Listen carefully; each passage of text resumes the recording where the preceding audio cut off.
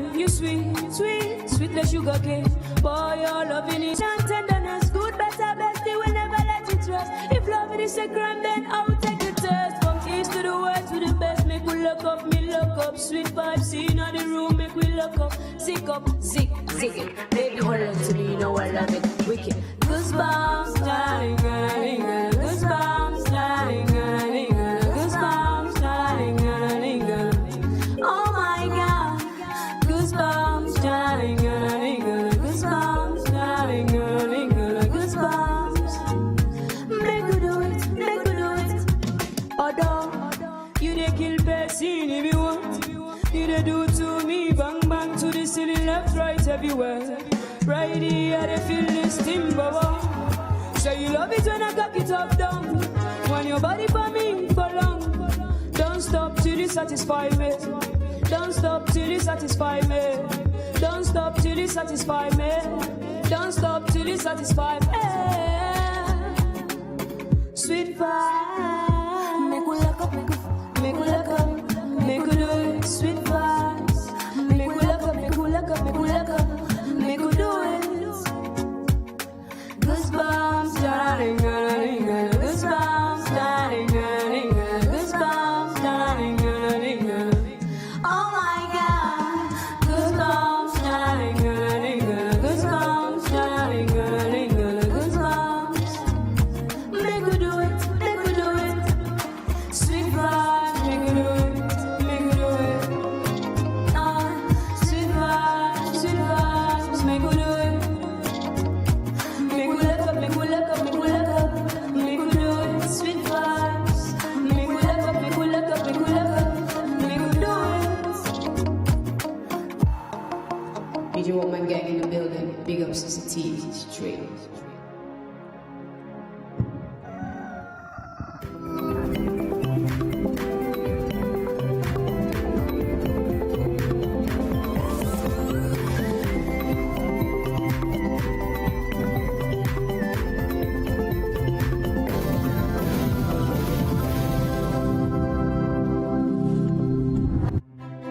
Imagine if you can get all the understanding on some of the difficult subjects you struggle with in school. As a student, do you feel dissatisfied with how hard it is to figure out the subject you're learning? Or as a parent or guardian, do you worry that your child is struggling to understand some of the subjects in school? Well, now you don't need to sign up for extra lessons or tutors. Simply tune in to Class Act, Mondays to Thursdays at 5:30 p.m. on City TV. Class Act is a show that seeks to enable senior high school students gain a much better understanding of what they learn in school. All you need is a TV, a chair, your notebook, and your pen. Get clarity on subjects such as maths, English, IT, and science. Class Act airs every Monday to Thursday at 5:30 p.m. on City TV on DSTV channel 363 and GoTV channel 182. Don't forget your pens, pencils, and your notebooks and tune in to Class Act, only on City TV.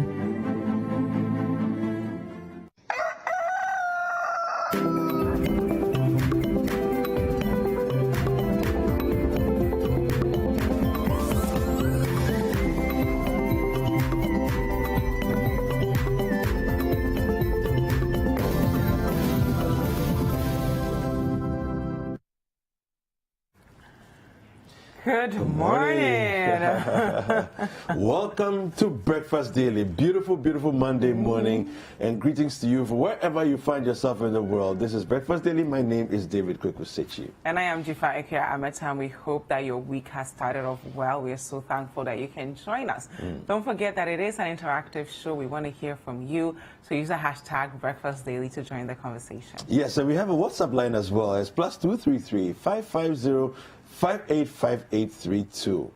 Send us messages for us to hear what you're thinking. How was your weekend? My weekend was good. What Went to did you church do? yesterday. Okay. Well, I had a first time back, right? blast during the weekend anyway. But Okay. yesterday I went to church, and it was first time back. After the lockdown and all of that, and the restrictions and so on. But coming back into church, I think it was fantastic. I mean, I love the way the protocols were in place.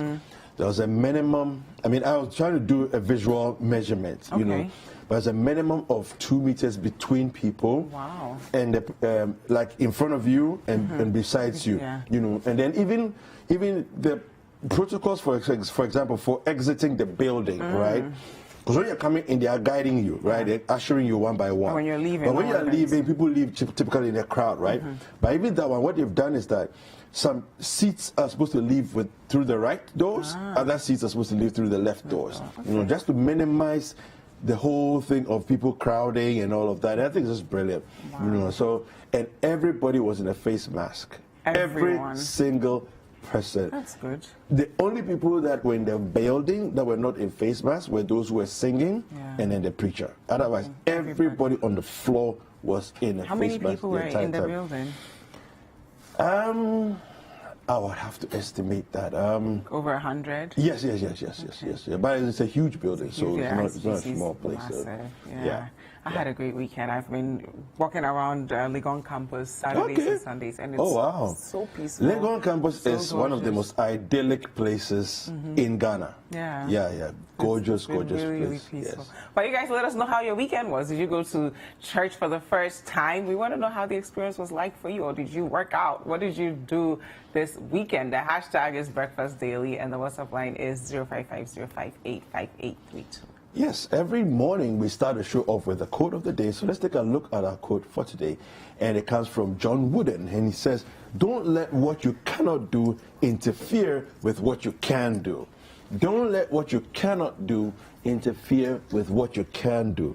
I think it's a very good quote for us to start the week off with, you know, because oftentimes there's many things that we can do, but we end up not doing because we are overly fixated on the things that we can't do, you know, and it's interfering with our ability to make progress.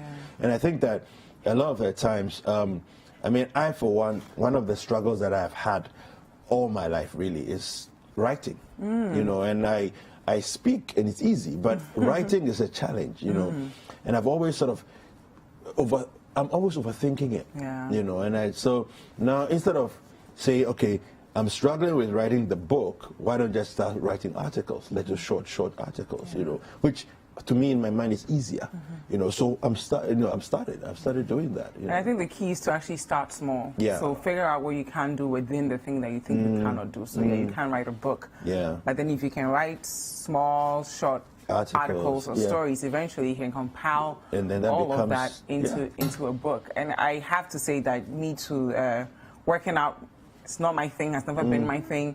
So when I think of running, lifting weights, I'm like, okay, I'm not going to do that because I'm just going to get tired. But if you start out by just walking for 2 hours, then eventually you ease your body into it so that you can now do other things. Right? So I think if you look at the macro picture, you might say this is too difficult for me. I'm not going to attempt to do it at all.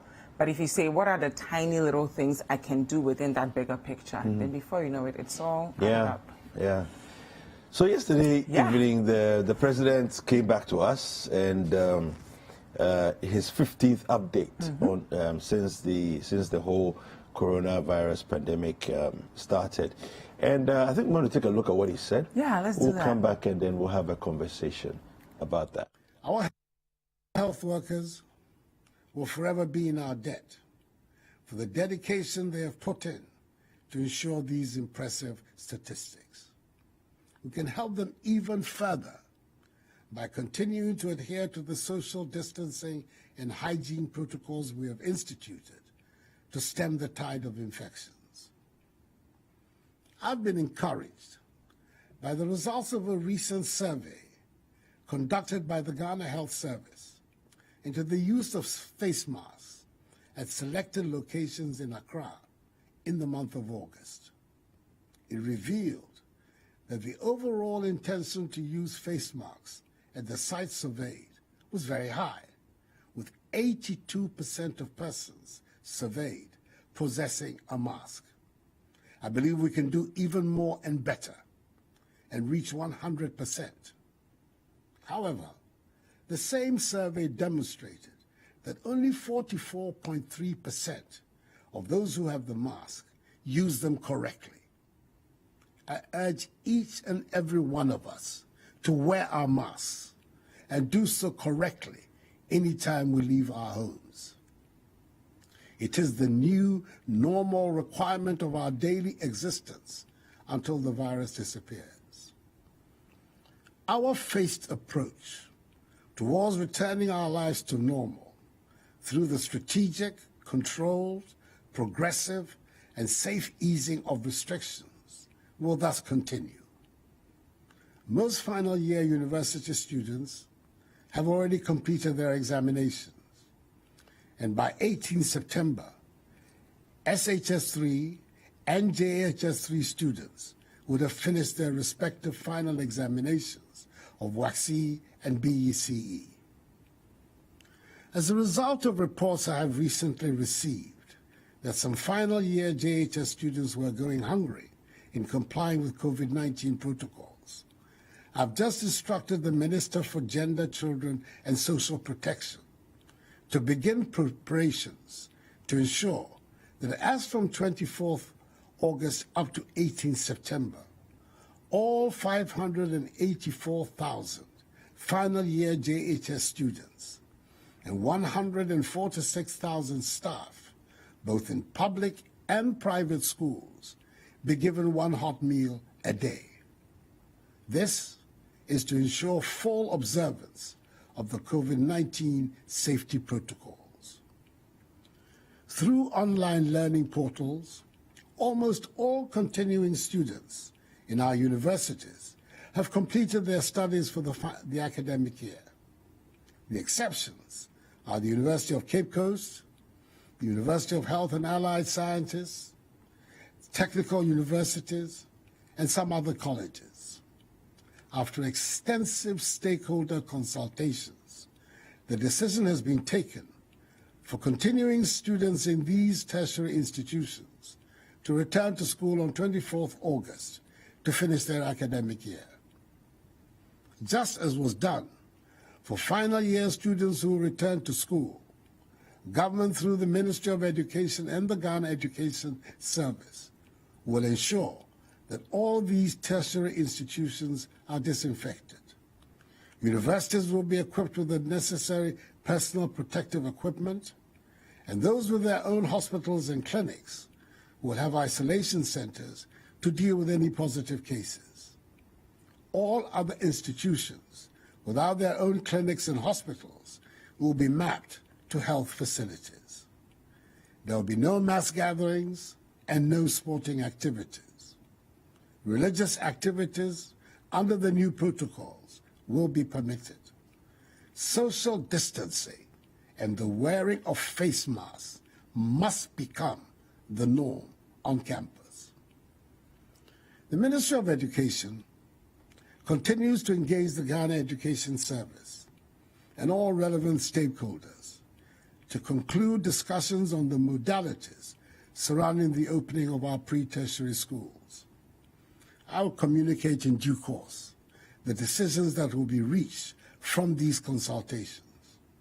You can be rest assured that I'll always take into prime consideration the safety and well-being of our children, teachers, and non-teaching staff in the decisions that will be taken, because I'm determined to ensure that the education of our children is not unduly disturbed by this pandemic.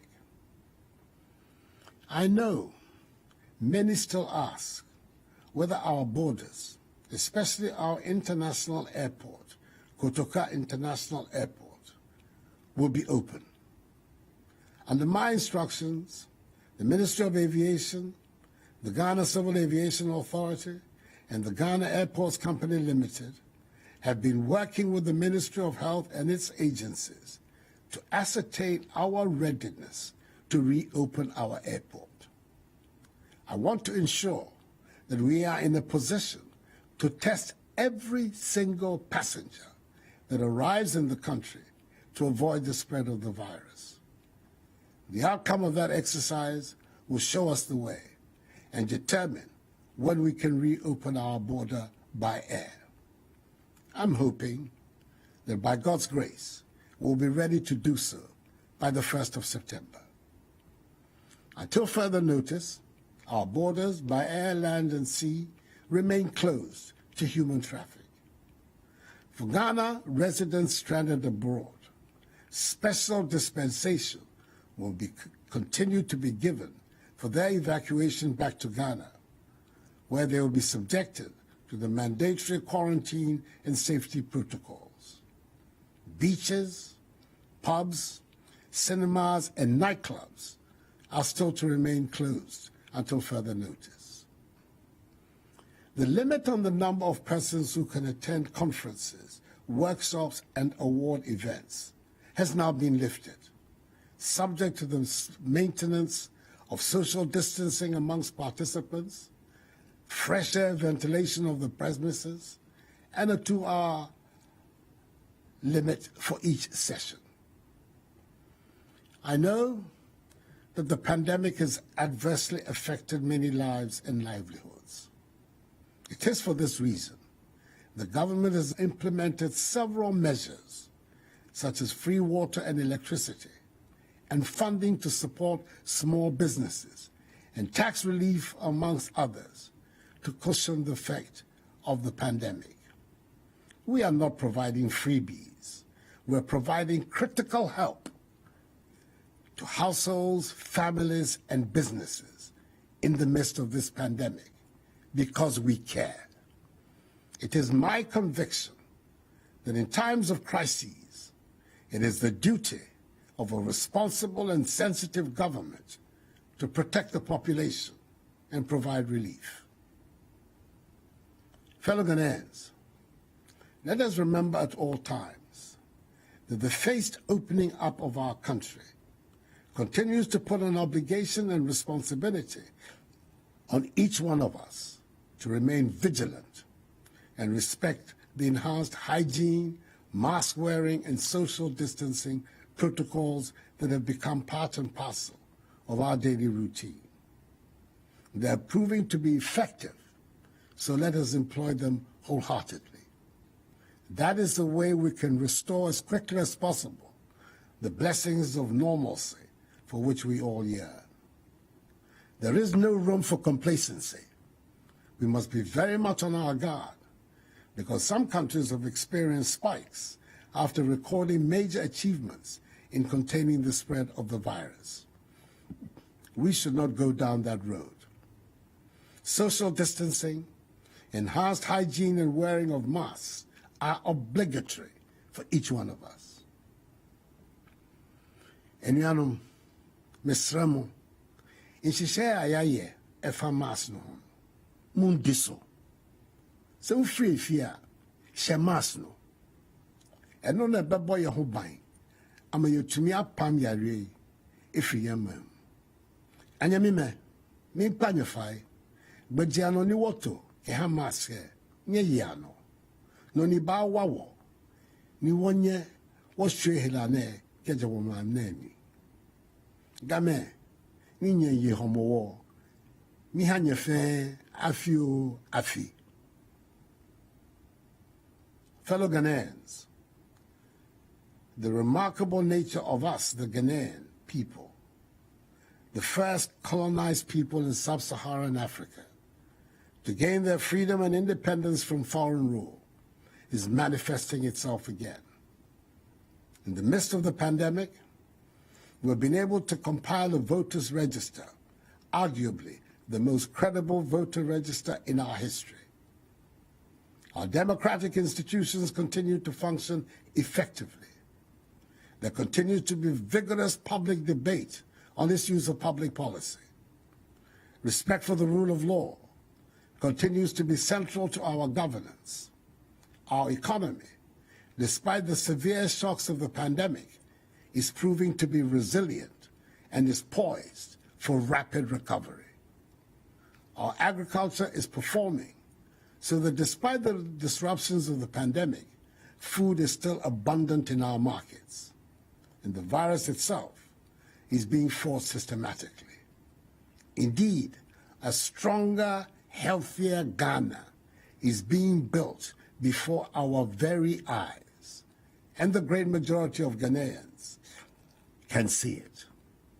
Let us continue down this path so that the dreams of freedom and prosperity that inspired the great patriots who founded our nation can find expression in our generation. We can do it. So let us continue to work hard towards attaining our goal. This too shall pass, for the battle is the Lord's. May God bless us all in our homeland Ghana and make her great and strong. That's our President, Nana Addo Dankwa Akufo-Addo. And I must say that since March, we've been hearing from him. Yesterday was so refreshing, and we should all be proud of ourselves.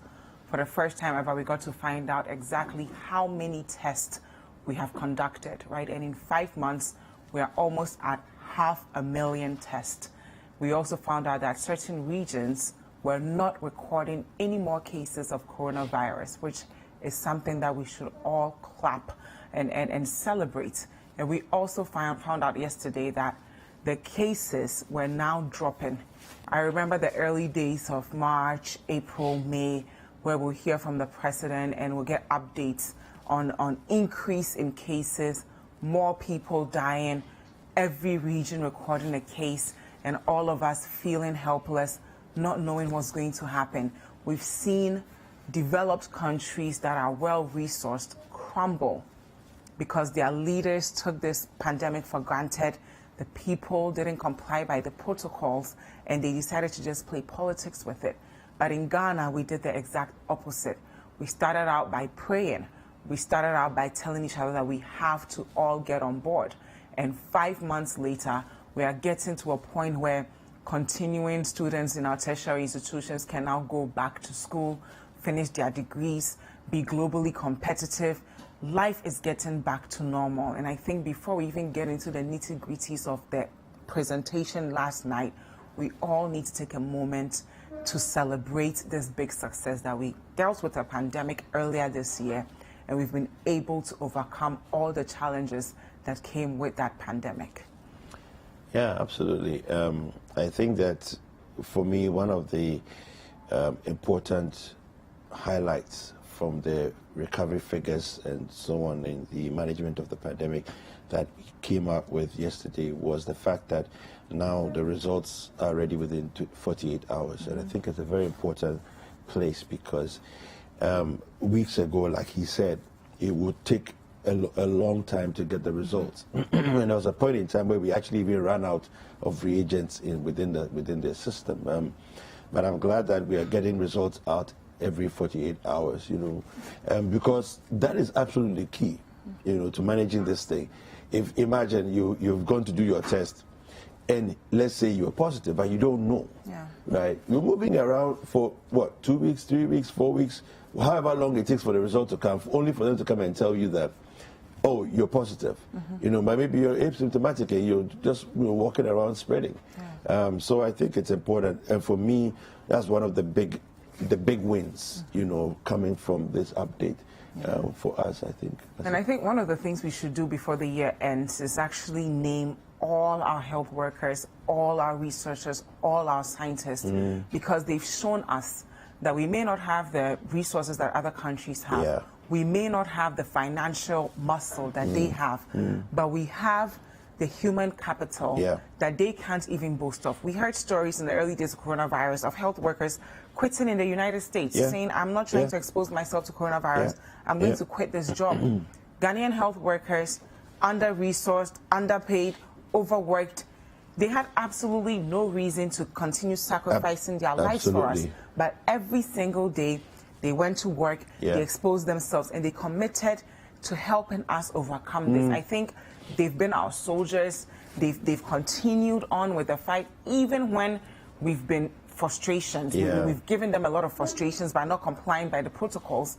They still showed up for work. So I think we really, as a country, should celebrate beyond, the benefits we are going to give them and everything else. We should show their pictures and celebrate them in a massive way, because they are the one variable that has made a difference between us and everybody else. They're absolutely right. I mean, look, if you think about the fact, I know a number of health workers, and we've even done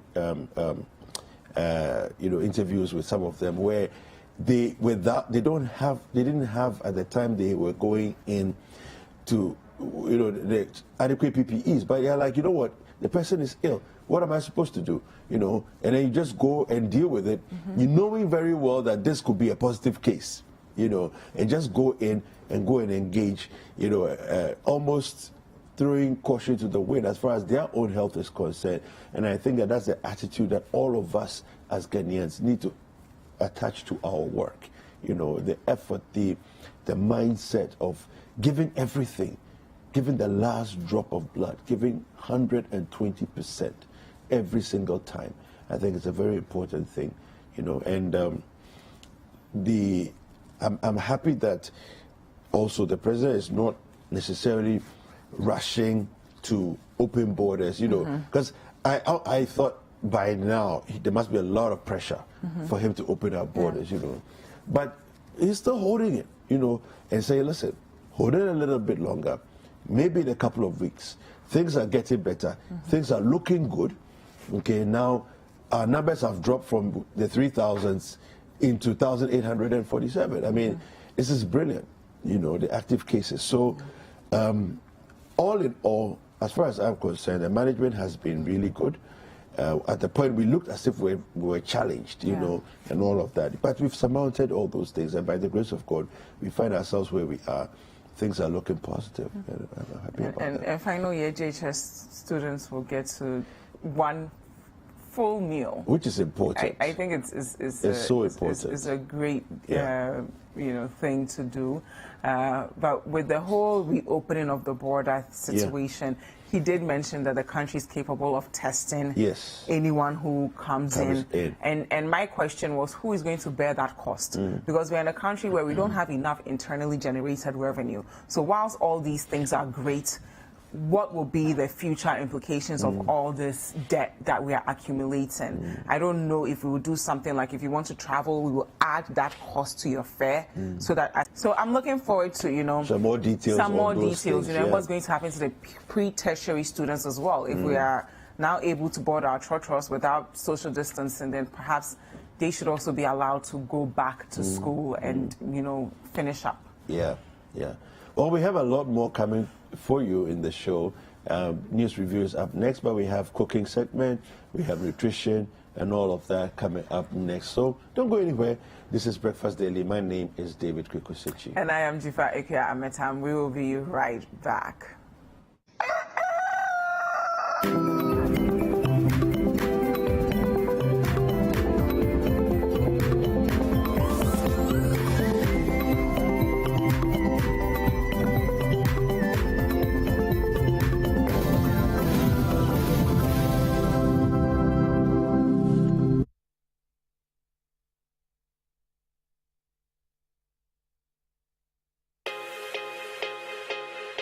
There is no promise we cannot keep.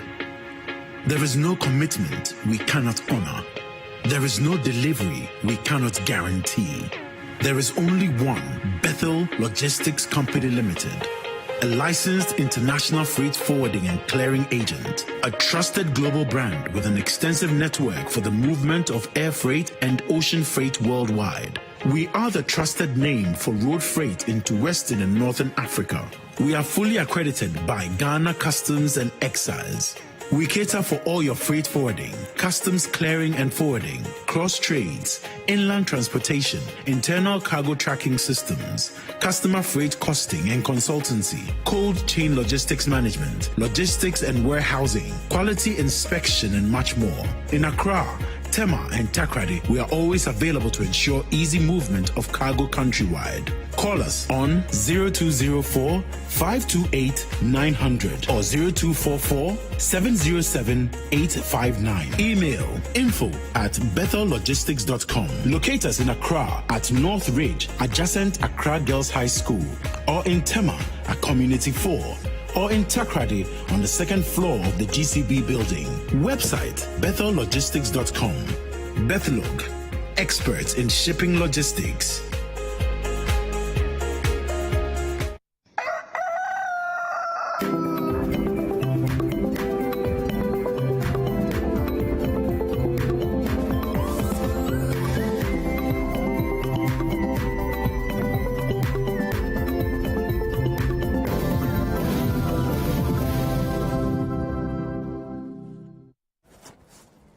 welcome back. It's time for us to do the news review this morning, and it's going to be a fantastic morning on the show anyway. The show is interactive, so don't forget to use the hashtag Breakfast Daily for us to hear what you're thinking. If you're watching on Facebook, kindly comment on the stream below. And we have a WhatsApp line as well, 0550-585832. Send us a message to hear, for us to know what you're thinking.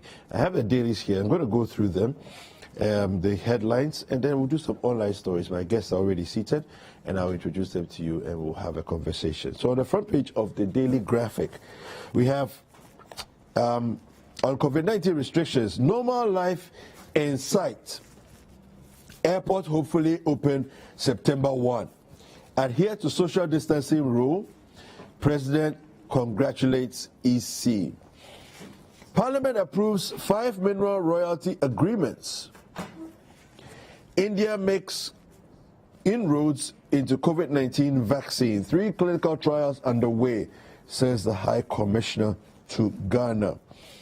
License revocation has caused health problems. This is coming from Dr. Indu.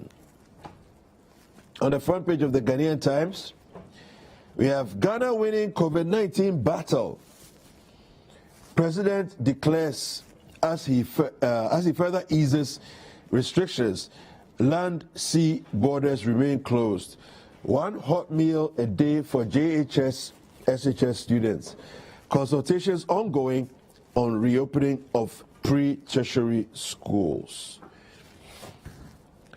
House approves 174.7 million Ghana cedi COVID-19 tax waiver for health workers.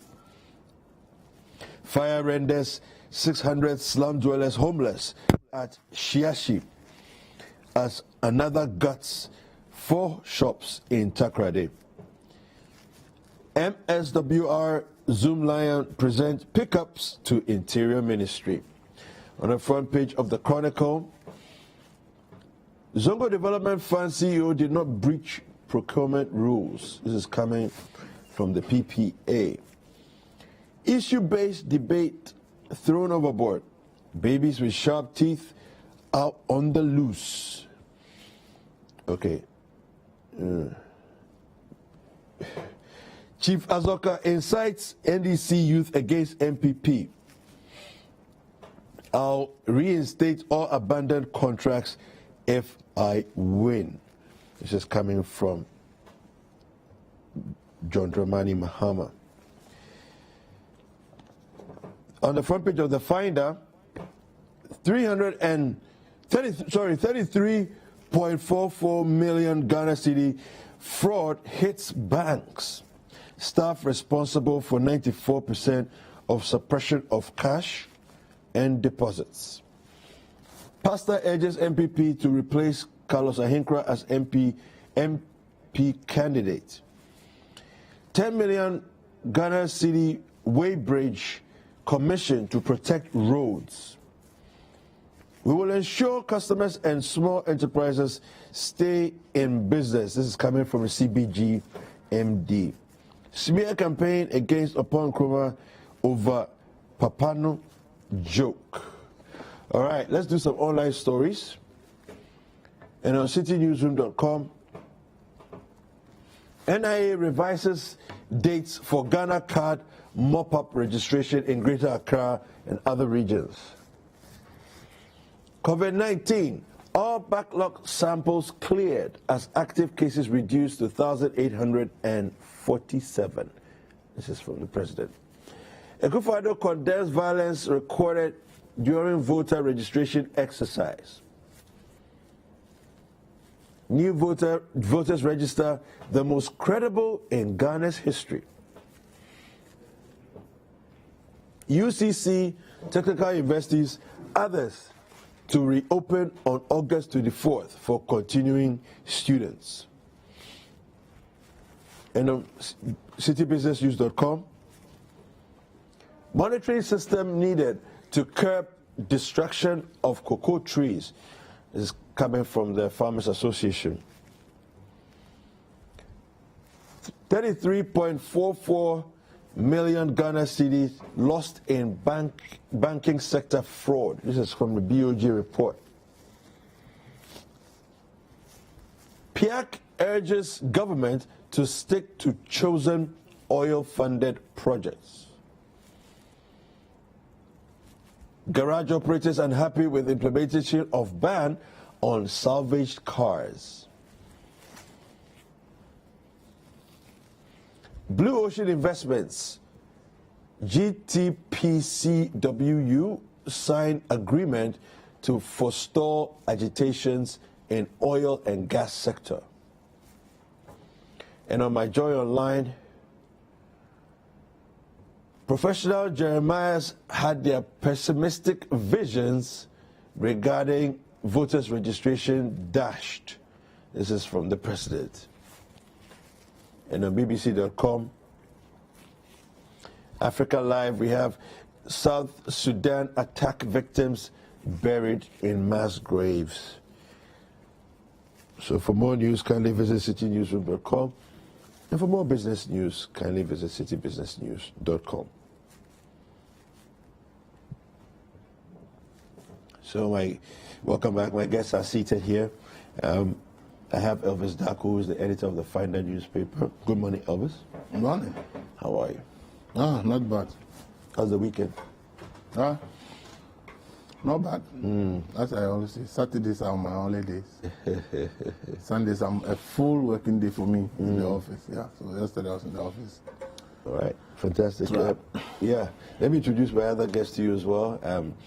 Kwame Jantua, who's the lawyer, a former vice chair of PIAC, and he's here with us. Good morning, Kwame. David, good morning. How are you? By His grace, I'm well. You're writing a lot.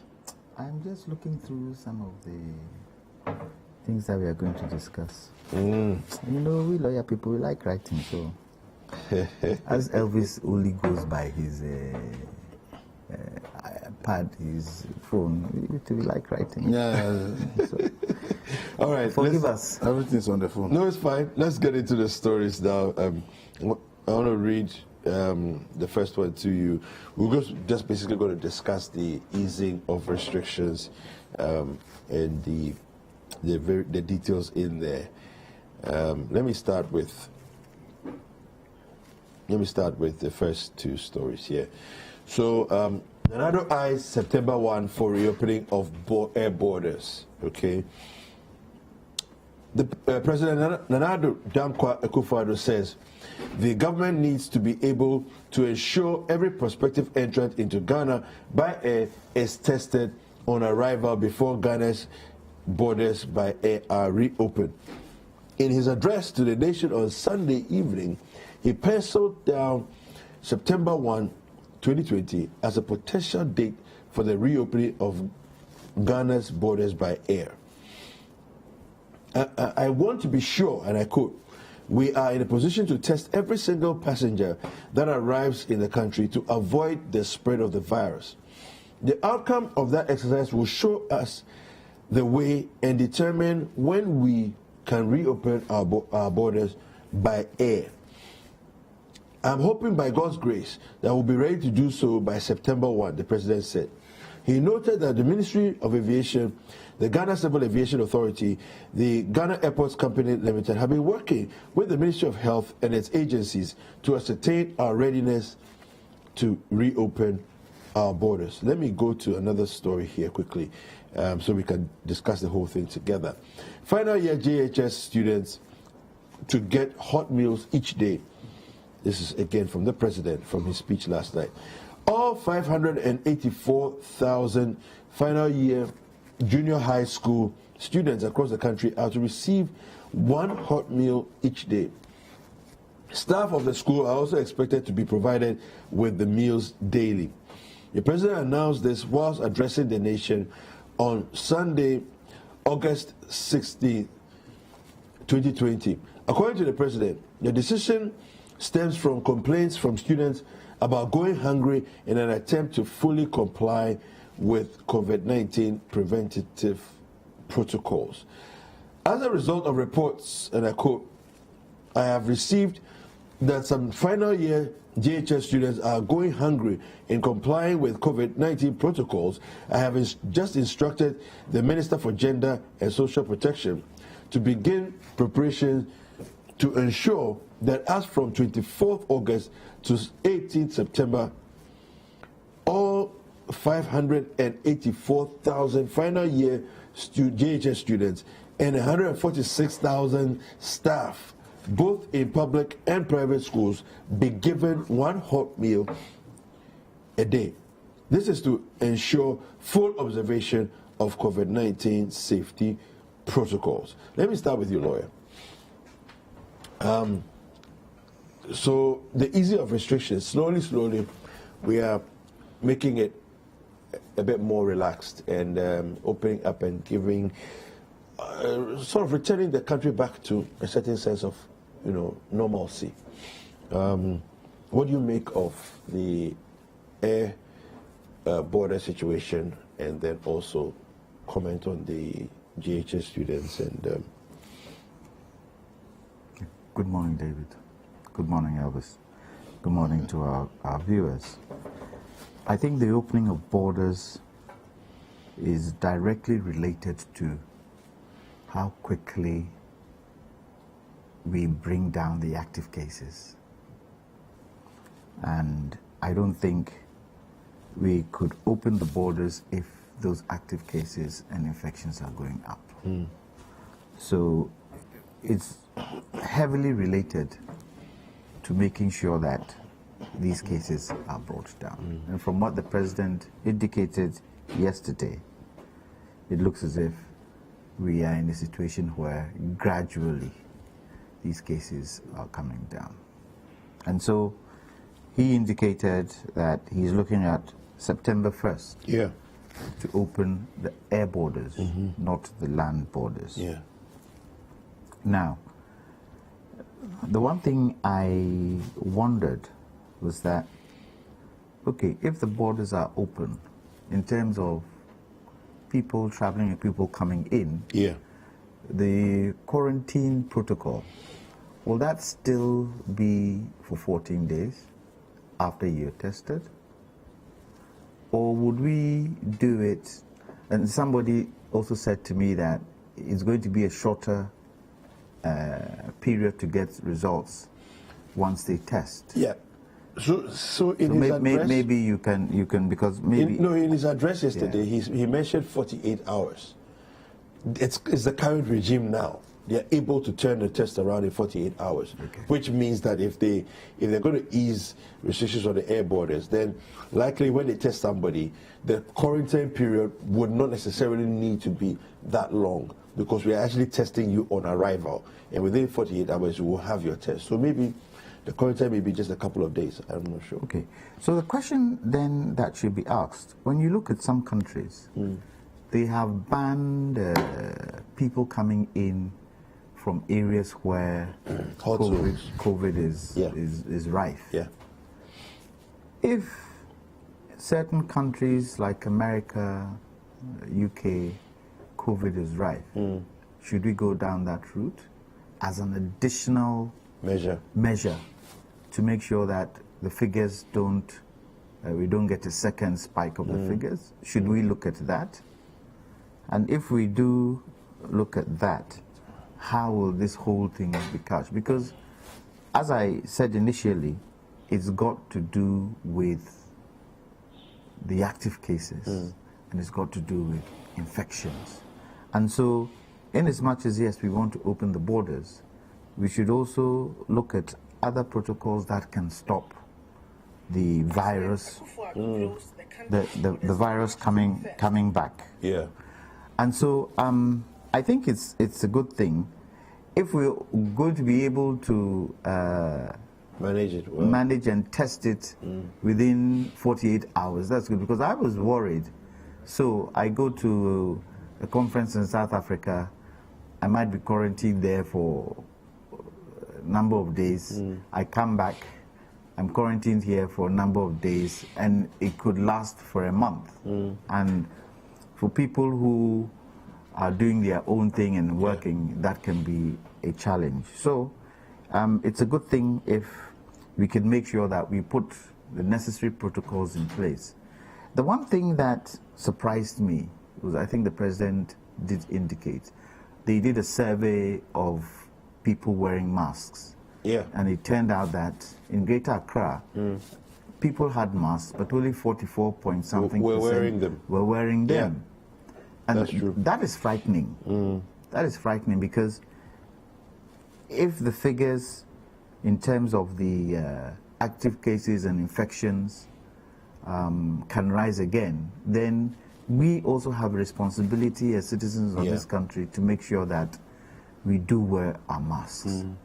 Now, in terms of the second topic on foods, it's a good thing, but I always say, and I would have preferred, that when the president makes such statements, the ministry that handles it should come back to us and tell us how it's going to be funded. Because more often than not, when you look at the way we have handled providing meals and providing food, it's always turned into something else at the end. And some of us are really sick and tired of not being able to do things, you know, in such a way that we end it and we can account for it and it's transparent. And so I would have loved the Minister of Gender to come back to us and say, we are providing X quantum of food for children and staff in both private and public schools. This is how much it's going to cost. This is where the money is going to come from. Because most times we do not know. And then you get perceptions that, oh, the food was given to only MPP people to do. There's been some corruption here, corruption there. Some money has been spent here. It doesn't bode well for any of us. So I would prefer that the minister will come and tell us how much this entire exercise is going to cost. The president has put it out there. The president has called the gender minister and told her why, it's a her, right? He told her why he wants this done, because people have been complaining that because of COVID-16, they're not getting meals. Now, what's the quality of meals we're talking about? What time of day is this hot meal going to be given? Is it breakfast? Is it lunch? Is it dinner? It's good to know these things so that at least we know and we can monitor how the food is being. And lastly, the quality of food that is going to be given should be good quality that is healthy and would not, you know, add to any inconvenience to the children and the teachers. All right. Let me come to you, Elvis. Yes, your comment initially on the easing of restrictions regarding the border situation. Well, I think I'm happy that we have not opened the borders immediately, because the virus seems to be behaving in a manner that is very difficult to deal with. Our active days are going down. We are happy, and we want it to go down more and more and more. And therefore, not opening the borders now, I think, is right. I say this in view of the fact that a country like New Zealand, which has been hailed globally for being like the most successful story so far, on the 100th day of no single case, they celebrated, and the following day, they started recording cases. And New Zealand is now preparing for lockdowns again. They have shifted their elections forward for another 1 month. They've halted all campaigning activities to be able to tame the current outbreak before, if they will go ahead to campaign for their next elections, they will. So if you look at that, it tells you that there is no one bullet way of doing the thing. Because if after 100 days of no case and they are back to square one, and I think that we have over 1,800 active cases, we should be mindful. That's why I'm happy that the borders have not been opened. And the restrictions, we need to be, where we are now, let's live with this for a while. The reason being that even in the United States as we speak now, the latest data from the US CDC says that there's an alarming increase in cases in children. Very, very alarming. In the past, we said children were somehow immune, and even when they get it, they don't fall sick. But the current, if the current data from the United States is anything to go by, then we should be very careful of a lot of the measures we'll be taken from here to be able to deal with. So for me, it's good. We are talking about the fact that if we can get rapid test kits to be able to determine those who are arriving, to ensure that they don't have it, or if they have it, we isolate and treat, will be good before we open the borders. Because I think that where we are now, we realized at a point we were all scared that the thing was getting out of hand. Until now we can say that, oh no, it's not that bad, we are back to good levels. I don't think we should get to a level where we should be scared again, because that will be more dangerous for us. So we should tread cautiously. That's why I'm happy that the borders have not been opened. And I hope that even if we are going to open it September 1, which is about 2 weeks away, it's about 2 weeks away, everything that is needed must be done. And I will take the president for his words, because I think that the Ghana Health Service has done a tremendous job in managing COVID in Ghana. The approaches, the strategies, in fact, it's amazing. I think that at the end of the day, we'll be telling some very good story about our healthcare system, because we're all scared that we're going to be in a serious situation where the system will be overstretched and all that. But I think that so far... You know, in America, every 80 seconds, somebody dies from COVID. I mean, it is so mind-blowing. I can't even begin to fathom, you know, and just be more as... We have to be grateful in this country. India now has 2.6 million cases, and their death rate has surpassed 2.6 million. India, and their death rate has surpassed 50,000. India, Australia is one of the countries that done some of the most effective lockdowns. Australia, but reports coming in indicate that yesterday in Queens, 25 people died in a day, which is the highest so far. And you'll be asking yourself that in August, where we think that the world seems to be having a certain level of understanding of how to deal with disease. A place like Queens in Victoria, in Australia, is now recording its highest death toll in a day, and it happened only yesterday. So I think that the virus is doing everything possible not to go away. So we should learn from these success stories that are going back on the progress, so that we don't also rush like we do. As I say, for New Zealand, I'm shocked that after 100 days of not a single new case, they are back to somewhere they are having new cases. So I think that for us, let's be more careful. We think that Ghana has done a good job, and I will always stick by their advice in whatever they want us to do. So I pray that we shouldn't be in a hurry that we want people to come into the country, tourism, Ghanaians want to come, and therefore we want to rush and open the airports. Because, you see, when these people come and we are not careful and they go back to the communities, there will be more trouble for us. So let's all make sure that, as the president has said, for the opening of the borders, I think that we should be a little bit careful in opening the borders. It's as if because we close the borders, we've identified the hotspots and we are able to put strategies in place to deal with them as we speak. If we open the borders, the people can go to different places and community spread begins in those places. By the time we realize that something is going on, maybe the thing would have been out of hand. So I support the decision that we shouldn't open the borders until September 1. And even if we do on September 1, please, let's do it. And the joy also is that we are now having test results within 48 hours. And for me, it's so important that the test results comes in. It gives you the real-time data to know that this is the level of infection. Then we can easily identify if we are going up or we are coming down. So for me, that achievement is also important, and we should maintain it. We had a situation where it got to the time we said there was shortage and then there was backlog. I think that as the president has given it the confidence, our efforts should make that we have enough kits available. So that we don't get to a point again, we say we are overwhelmed and then there has to be backlog again. We'll be going back to zero. So I think that we should be talking about, are we bringing more test kits at this point in time to be able to handle any situation that there will not be backlog? I think that is also very key that we should pay attention to. David, just to add. But well, as the president has said, I know that National Security does some of this report. We've not seen the report, we've not read it, so I don't know the basis to give food. Because JSS students are normally day students, and they come from home to come in school and go back home. For secondary, we know there are borders, and borders... But isn't this for those doing the exams? But these are those who are doing their exams. Yeah, those who are doing the exams. If you're a JSS student, you come from home. You are not a border on campus. But I thought they had... No, not JSS. Most JSS probably don't have... So if you are including JSS, JSS don't have boarding facilities. It's SHS that have boarding facilities. So now that we are including JSS students, I'm not seeing the report, so I will trust the president that whatever advise maybe the national security, whoever any institute that did the report is right, that even those who are coming from home to school just to write paper and go home also need food. If it's for secondary, I'll say fine, but I was a little bit asking, GSS today gets up from home, comes to write paper and goes back. So what is this idea of going to distribute food to them? Is it during the examination time or when they finish the paper? Or before they start the paper? When they finish because once they leave home and get to campus, they are ready for the paper. Then probably it's only after they are done with the paper, then you give them food, they carry it and go home.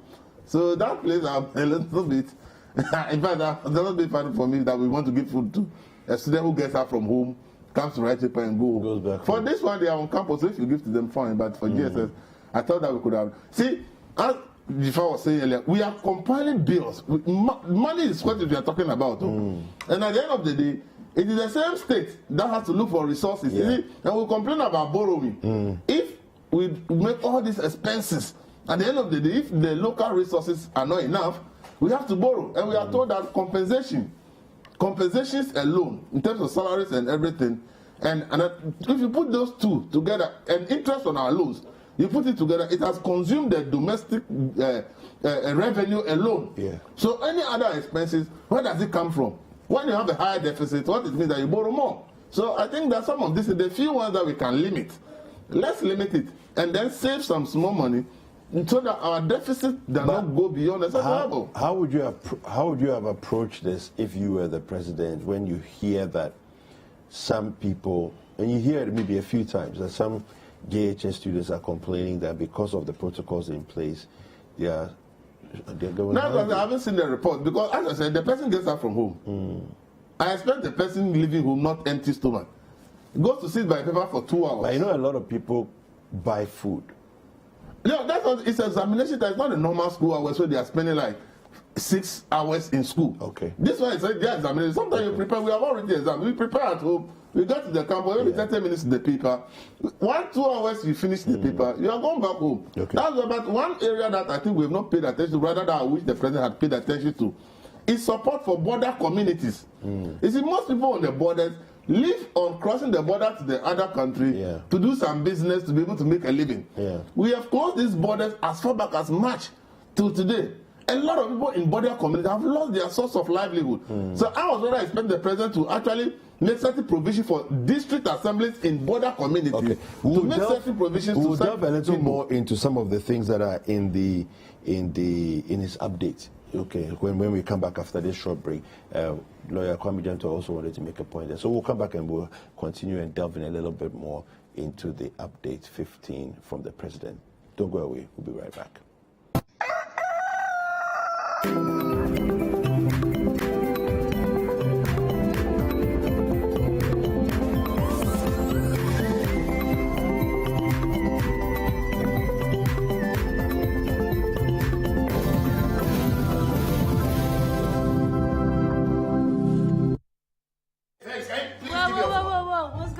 Have you heard of Wheel of Fortune? No, what's that? Register on betplanet.com.gh. Select Wheel of Fortune and win a prize.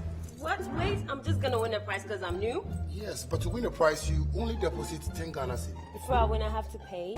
Really? So you're comparing 10 Ghana cedi to an iPhone, an iPad, 25,000 Ghana cedi. Eh? Would you me a drink? Oh, yeah, Pepe. Okay, then spin. Wait, we are ready. We are ready. Close-up deep action with antibacterial mouthwash formula and deep cleaning gel.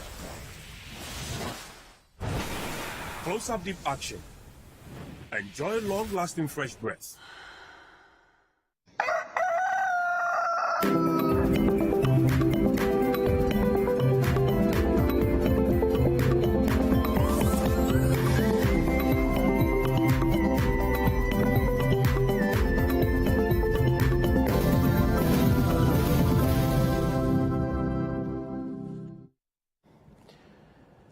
Welcome back. It's a news review segment here on Breakfast Daily.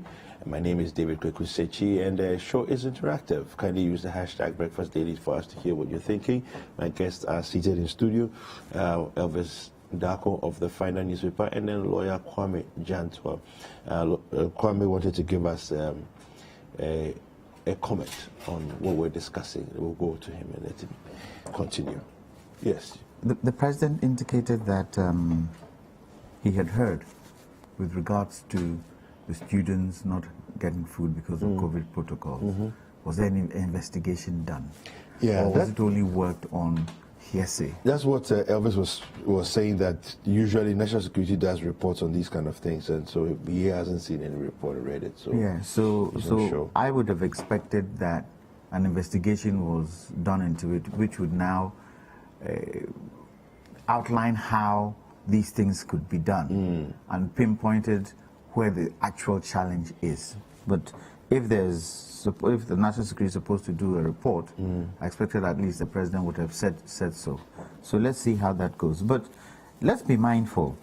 If you look at the president's address, and I will quote, he said in his address to the nation on Sunday evening, he penciled down September 1, 2020 as a potential date, not an actual date. It's not, And then he also went on to say, I want to be sure we are in a position to test every single passenger that arrives in the country to avoid the spread of the virus.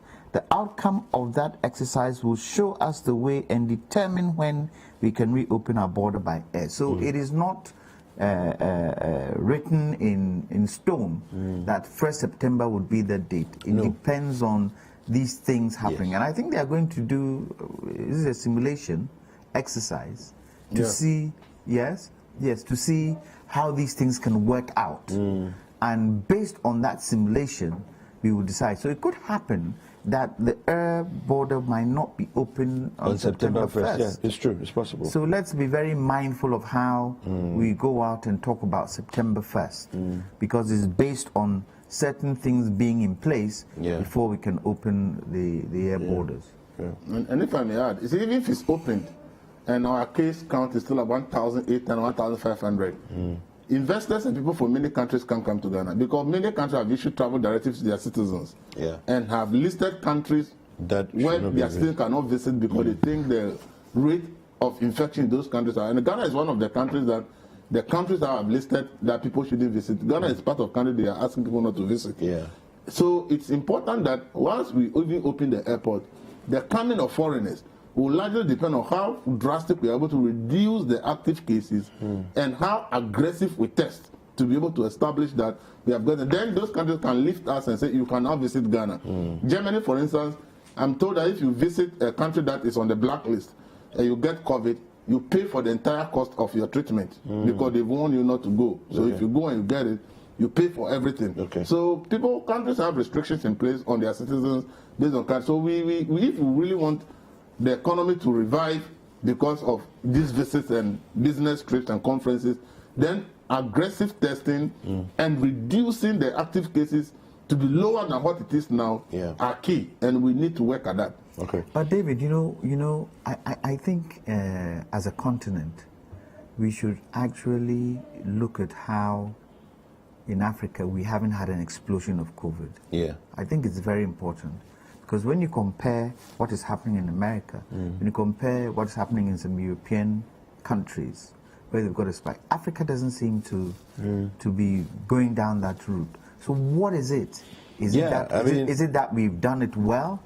Is it that there's something with regards to how the virus has behaved itself in Africa? What is it? I would love us to be able to pinpoint that, because the pandemics are not going to stop. New ones will come. But it will be a good test for us to be able to have that kind of research done. Talking about that, I'm curious what your thoughts are regarding the Northeast Savannah and Upper East, Upper West regions, where now there are no cases. I find that a bit challenging, in the sense that it's good news if there are truly no cases, but this is a country where we move freely around, So how come it is that we don't have any new recorded cases in any of those 4 regions? Is it by, I don't even know what to think, but make of that. What were the numbers before in those areas? Oh, they were relatively low. Compared to the rest of the country, they had the lowest cases. Relatively low. I don't think we should pat ourselves on the back because anything can happen at any time. Now, the one thing that I have always thought of, the figures that we give, are they true figures? Could it happen that some who have been infected and some who have probably died have gone through the net without us being able to identify? I'm not sure. And so maybe we need to see how they've been able to collate those figures there and say that nobody has been infected within a certain duration of time. It is possible. When you look at the numbers in those areas, it is possible. The fact that we travel doesn't mean that everybody who travels within Ghana is infected with COVID. So that could be possible. It would have raised questions if it were Ashanti. It would have raised questions if it were Greater Accra, because that is where you have the mass of infection. Numbers, exactly. So let's take it, inter alia, the face of it, and hopefully we will not get any increases in those areas, and those areas will be the ones that will hopefully lead us out of COVID. Evans, do you think we may be developing some kind of herd immunity? Oh, no, I don't think we are never herd immunity. See, when I talk about reported cases, what it suggests is that right now, there are no reported cases from those regions. It's possible that people may be having it at home, not reporting. Okay. So it's not to conclusively and of course, say with that an illness that's asymptomatic. It's not conclusive to say that we are sure that they don't have. They are talking about clinically and medically. Cases, there's no report from these regions that. And as I said, if New Zealand, after 100 days of not reporting a single case, are back to new cases, then our reports as to whether some region is so we shouldn't get overly excited. No, we shouldn't be, because overly excited will take us into trouble. So I think that we should not even be highlighting it. We should be clear and say that there are no reported COVID cases now, because there may be cases that are not being reported. People may be sick at home, decide not to go to hospital because symptoms are similar. There may be asymptomatic people walking around in that region, we may not know. So for me, it's good that we are saying that there are no reported cases from there. And I hope that more regions will turn out not to have reported cases, so that at the end of the day, we can clearly measure that we are winning the fight against COVID. The more regions don't report cases, the lower the active cases, then we can say we are making some headway. So let's differentiate between the fact that a case has not been reported and the fact that the place is completely clean. No. Even nowhere in the world anybody can say that there's no case, because we all know that asymptomatic cases, and then the fact that people may have it but may not even decide to go to hospital or go for a test. So let's be mindful. We don't give people that happiness for them to go around and start messing around. You read something about Africa. I think when you look at the global picture, it appears even in Africa we are complaining that we are not obeying the protocols. Like we are doing better than Western countries. One thing in Western countries, people is like, you can't tell me not to do this. It's against my right. So this I know my right thing is affecting the fight of COVID in Western countries. Yesterday, this weekend, I couldn't laugh when I listened to BBC. People actually played football match only in socks. The rest of them was naked. They are protesting against COVID protocols in Germany. They played football. Wearing only socks. The rest of them. I couldn't, when I listened to the BBC, I'm like, they are protesting COVID protocols. In fact, the disobedience to COVID protocols in Western countries is amazing. People just come and tell it is my right. You can't tell me.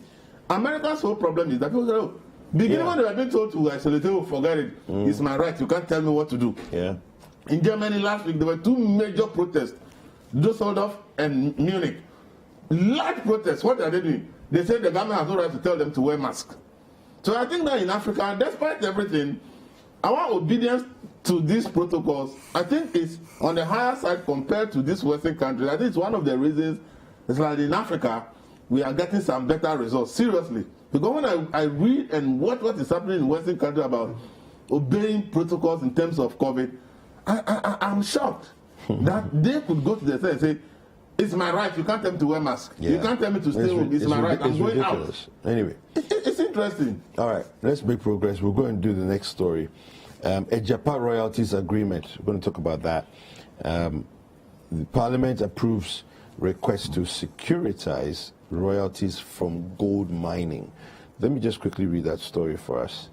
On citynewsroom.com, the story here says, Parliament has approved 5 agreements to securitize gold royalties of the country through a special purpose vehicle. A Japan Royalties Limited, pending the assent of the Minerals Income and Investment Fund Amendment Bill by the President. This is despite the boycott of proceedings by the minority, which argued on the floor that the agreements amounted to mortgaging the proceeds from the mineral wealth of the country. The agreement is in relation to a gold royalties monetization transaction where the government seeks to raise revenue for development on the back of royalties from the mining sector to a tune of $1 billion.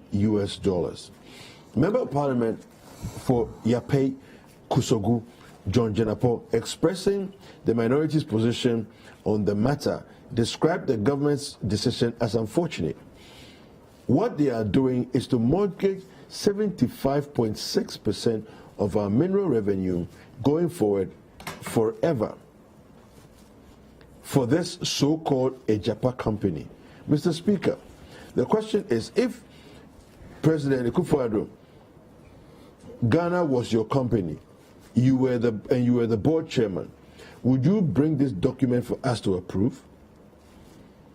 You get $200 million per annum, and you insist that you want to take $500 and seize $500 million and seize $140 million per annum to a so-called SPV.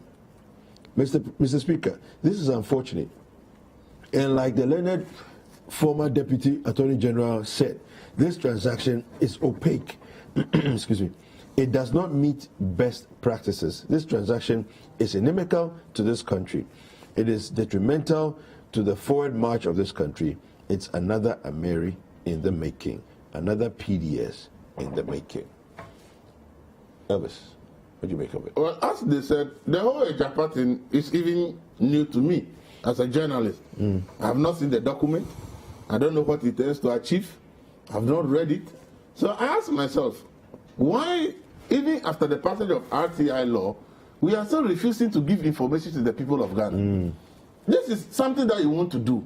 It may be a good thing, but let the people have a voice. Let the people see what you intend to do, so that we can all read through the lines.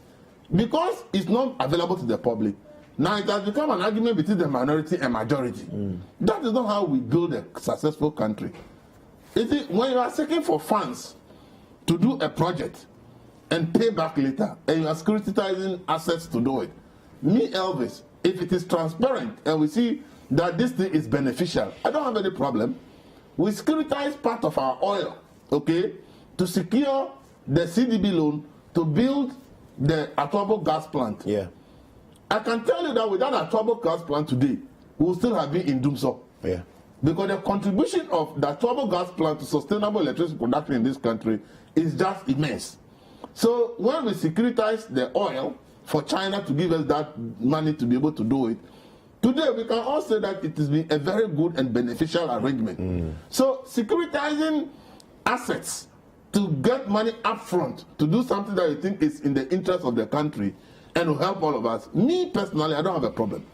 But let us be transparent with the process, and let's see exactly why are you securitizing the mineral royalties? How much do you intend to get? What will the monies that you are going to get, what are they going to be used for? If we all agree that, oh, we are going to get this amount, these are the listed projects that the monies will go into, and when these projects are done, this will be the benefit to the people. So let's securitize the 75%, whatever they are talking about. For me, once we all see that this is a good thing that will help the country to move forward, why should I have a problem? But here is the case as a journalist, I'm sitting here, I have never seen the draft, but it has been passed by Parliament. And I don't know what exactly it's in this whole thing, what the money will be used for, why we think that securitization is important, and all that. I don't know. So you agree with the comments of the agreement being very opaque? Of course, because as I speak, where can you find this document? That if you want to read, the drafting stage all the way to sending it to cabinet approval, getting to Parliament, and Parliament committee discussing it before they approve. What was the opportunity given to the public, civil society, to also look at what the contents are and also make their contributions? Okay. Why do we have to leave such a very important thing to only few people to do? Why don't you get the larger populations, contributions and views? Probably it would have even informed you to make changes that to make the whole arrangement even better for the country. So for me, it's not about securitizing royalties. It's about what transparency is the process, what do we intend to achieve by doing that. As I said, without securitizing our oil to China, we may not have a trouble plan. Without a trouble plan, we would have still be struggling to solve doomsday by now. So please, as a country, you are a government, you will come and go, another government will come and go. But when you do something that is good, it benefits all of us. That trouble plan was built by the Mills administration. NPP is in power. Did we say that because of Bill Mills we are closing it down?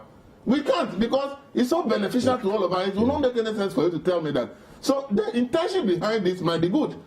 But because the information is not available to the public, if the minority is even spinning the issue, the public may be siding with the minority because they don't even know what is in the details. True. True. Lawyer, from your legal perspective, where are we headed with this? You read... By the way, have you seen the document? Which of the documents? The initial draft. No, I haven't seen anything. But you read an initial part of the report. The second bit that you probably didn't read was what the Minister of Information did say. And if you allow me to quote, it says, this transaction will enable the Republic to raise a substantial amount of non-debt capital. What they did with the road fund was debt. This is non-debt capital, and it will not lead to an increase in Ghana's debt stock. This is innovative, ingenious, raising of funds without adding to the debt stock of the Republic. Mr. Speaker, secondly, as an equity market capital transaction, the transaction does not include a repayment obligation or requirement to make interest payments.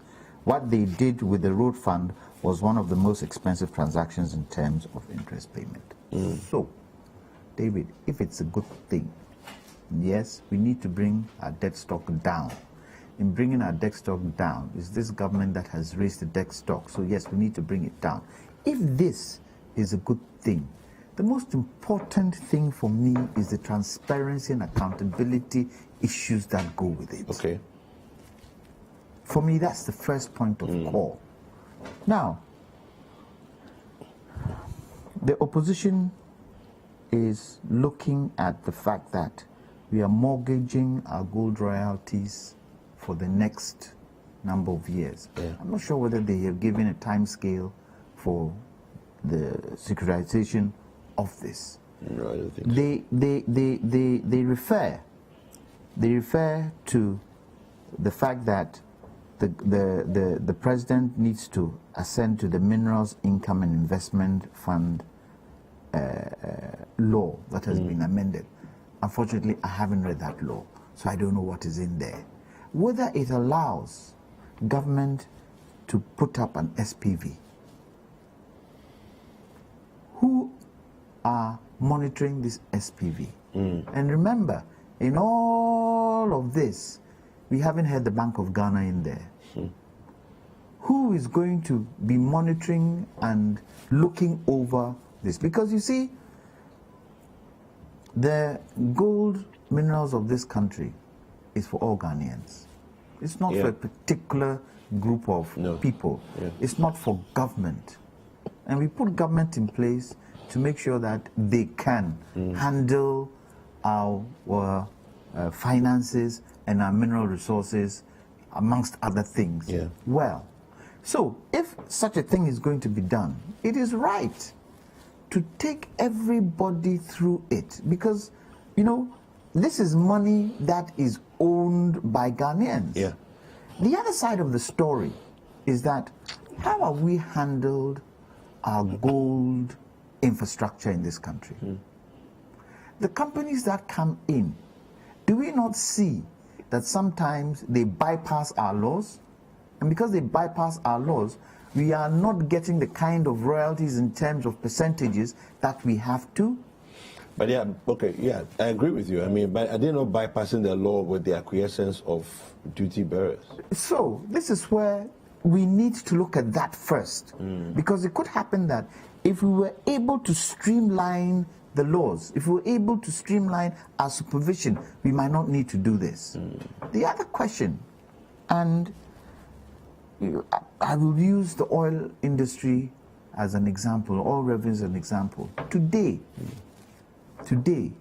the oil and gas platform, and even PIAC, in fact, it was in the PIAC report, have said there are some monies that haven't been utilized. But unfortunately, government isn't telling us what has happened to those monies. Okay. And mind you, it's not only the current government, but also in the previous government.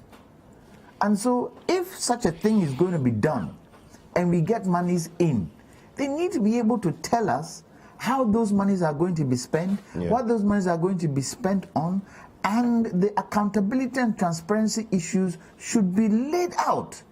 Who, in terms of this, has beneficiary ownership in this? Who? Is any Ghanaian part of this SPV? So I believe that government shouldn't make it difficult for us to be able to support them, for us to be able to say what you're doing is good. And the only way you can do that is to give us the kind of information that is required, so that we come and sit on this platform and we can debate ditto some of the things they are saying. This you brought to us. This has been brought to Parliament. Opposition walked out. Opposition are saying when they come back into power, they would make sure that they rescind it. Okay, they rescind it, but there could be good parts of it. And if we rescind it wholeheartedly, we also could be losing. The other side of it is that the bad parts could be more than the good parts. And so I expect that if for nothing at all, the opposition would have said, let's stay it, let's go into it ditto, and let's see, you know, how good it is or how bad it is. Let's do our own investigation on it, and then let's come back to Parliament to give our indication. And the other civil society organizations should also take it up, so that we realize that, okay, if we're going to get 500 million by mortgaging our gold royalties, and if it's a good thing, why not? If it's going to, you know, hamper us going forward, then let's look at it again and let's see how best we can streamline it. Look, David, I've got to a stage, maybe it's my age, where I'm getting a bit fed up of the haji, this one hitting this head, this one hitting this head. I'm getting sick and tired of it. I want a situation where opposition can sit with government in power and work things through together for the benefit of this country, and not always hitting everybody left, right, center. Because the opposition walking out of Parliament is not good. The majority also wanting to have their way is not good. It doesn't help us, the citizen. It doesn't help the journalist. It doesn't help anybody to understand what government is trying to do. So we need to get to a point where opposition can sit with government and sort these things out. That is why they are there for. And they are not there for their own personal interest. They are not there only for their political party. They are there for the country first before the political party. So I hope, you know, the CDDs of this world and all the others can look at this and see, is it beneficial to us? Would it help us? The 500 million, because right now, according to the opposition, we are gaining 200 million from the royalties. We are going for 500 million. How will that help us? Because one project alone can be 500 million. One project alone can be 1 billion. So how does this help us going forward? And let me add more. The position working out is not wise. And every civil society organization, all of us as journalists must look into this because, see, the CDB loan that we signed, even though I talk about positives of Atuabo coming out of it, the negative was that because we didn't do what expected of us, we signed a deal that we were supposed to take the money, we didn't take on time, processing fees and other things. Before we even access the money, Ghana government had to pay $300 million to the Chinese government. Before we even started assessing the 1 billion. So it meant that in actual fact, it was only $700 million that came to Ghana. Because we had spent $300 million even before we started assessing the money. This is why parliamentarians are there to give scrutiny. So if they walk out, then who is going to do the scrutiny? So I think that civil society, journalists, we must all take this particular whatever royalties agreement and scrutinize it so that we don't incur the similar losses that happen under the CDB loan. Because it is Ghana money we are talking about. You see, David, when you go to the United Kingdom, Parliament, they share, maybe it's because you get the executive in Parliament to debate each other, but they share information with the opposition.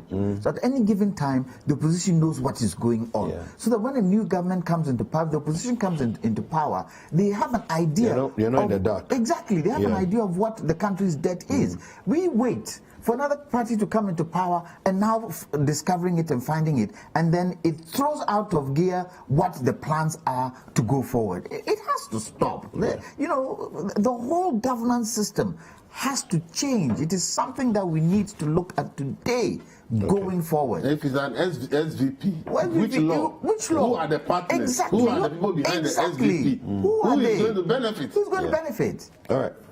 Thank you very much. And why the name Ejapa? Where did it come from?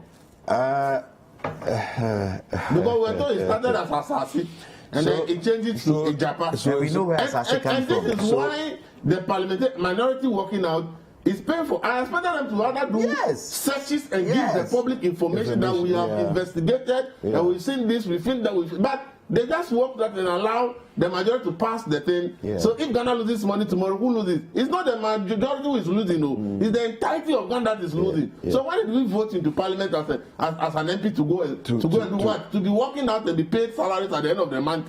I don't think that is why you can still be there, but abstain from voting and say, this is our position, you come to the people, investigate it, and tell us. Elvis, that is what we found. Even ask the speaker to stay it so that you could do your own investigation. We are paying people salaries and all they do is to be working out of parliament and we clap for them. Anyway, all right. Thank you very much, gentlemen.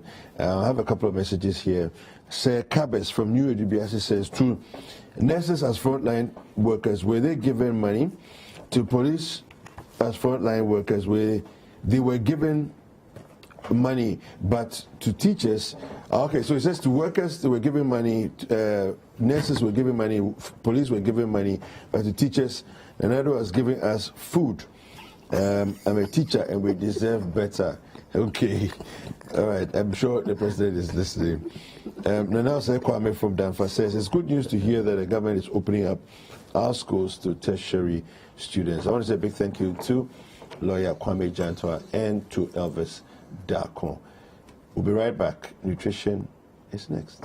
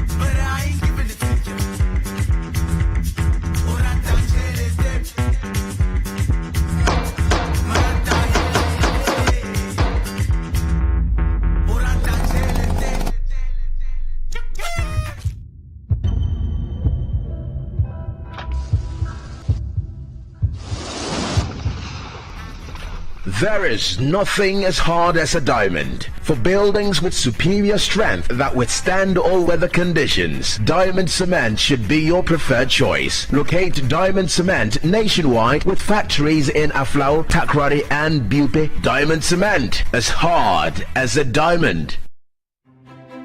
Imagine if you can get all the understanding on some of the difficult subjects you struggle with in school. As a student, do you feel dissatisfied with how hard it is to figure out a subject you're learning? Or as a parent or guardian, do you worry that your child is struggling to understand some of the subjects in school? Well, now you don't need to sign up for extra lessons or tutors. Simply tune in to Class Act, Mondays to Thursdays at 5:30 p.m. on City TV. Class Act is a show that seeks to enable senior high school students gain a much better understanding of what they learn in school. All you need is a TV, a chair, your notebook, and your pen. Get clarity on subjects such as maths, English, IT, and science. Class Act airs every Monday to Thursday at 5:30 p.m. on City TV on DSTV channel 363 and Go TV channel 182. Don't forget your pens, pencils, and your notebooks and tune in to Class Act, only on City TV.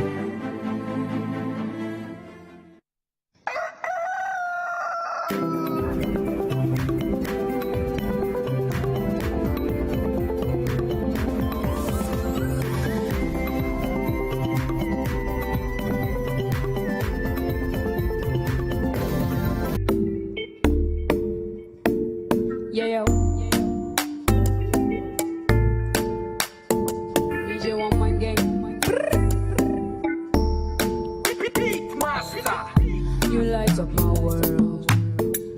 Every day waking up, loving your face, light up my world. Only you can understand what a child doesn't say. Only you, only you, only you, my mama. You, my mama. You, my mama. Nobody can reach you. Nobody can be you. Nobody can beat you in a midlife. Every night, she dey beside my credo bed. She give me 2 kisses on my chico, my chico, my chico. Adore, adore, adore, adore, adore, adore, yanko, adore, adore, adore, adore, adore, adore, yanko, adore. Pump to pump, make me lay beside you. Skin to skin, make me lean upon you. Cut me kite, make me fly oh high. Why oh, sweet Calipo, red in you, red in you. Every night, she dey beside my credo bed. She give me 2 kisses on my chico, my chico, my chico. Adore, adore, adore, adore, adore, adore, yanko, adore, adore, adore, adore, adore, adore, yanko. Straight, Media One Man Gang City TV.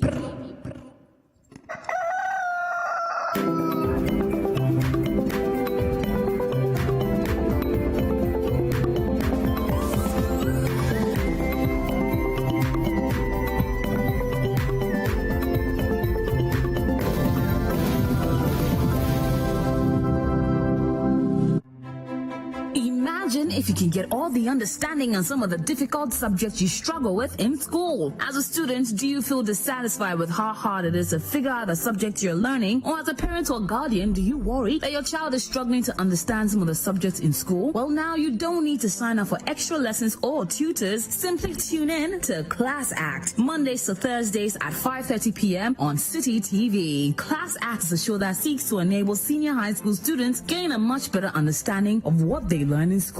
All you need is a TV, a chair, your notebook, and your pen. Get clarity on subjects such as maths, English, IT, and science. Class Act airs every Monday to Thursday at 5:30 p.m. on City TV on DSTV channel 363 and Go TV channel 182. Don't forget your pens, pencils, and your notebooks and tune in to Class Act, only on City TV.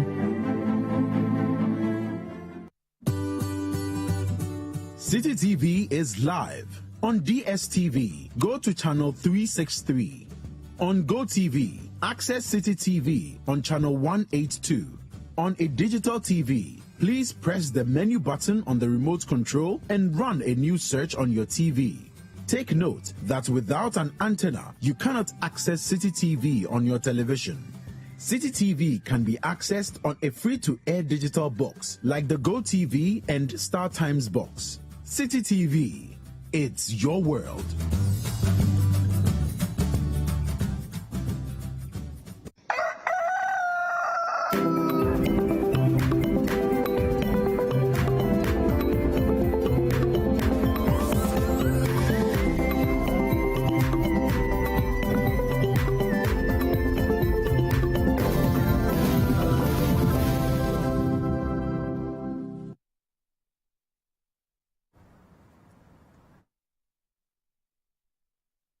Welcome back. It is still Breakfast Daily on City TV. Thank you so much for staying with us. Now, today we're going to look at nutrition, eating right based on your age. So what kinds of meals should you be eating in your 20s, 30s, 40s, and when you are above 50s, what you should be looking out for so that you protect your health and you don't catch all these diseases because of what you're eating. If you have any questions or you want to contribute to the conversation, you know what to do. If you're on Facebook, just comment down below. If you're on other social media platforms, the hashtag is Breakfast Daily. If you want to reach us directly, our WhatsApp line is 0550-585832. And if you're outside Ghana, the country code is +233. I have state-registered nutritionist Akosua Konedu Yadom here with me. Good morning, Akosua. Good morning, Dziffa. How are you? I'm fine, yourself? I'm good. Thank you so much for being with us. It's always a pleasure. Now, eating right for your age, how important is this, especially as we're getting older?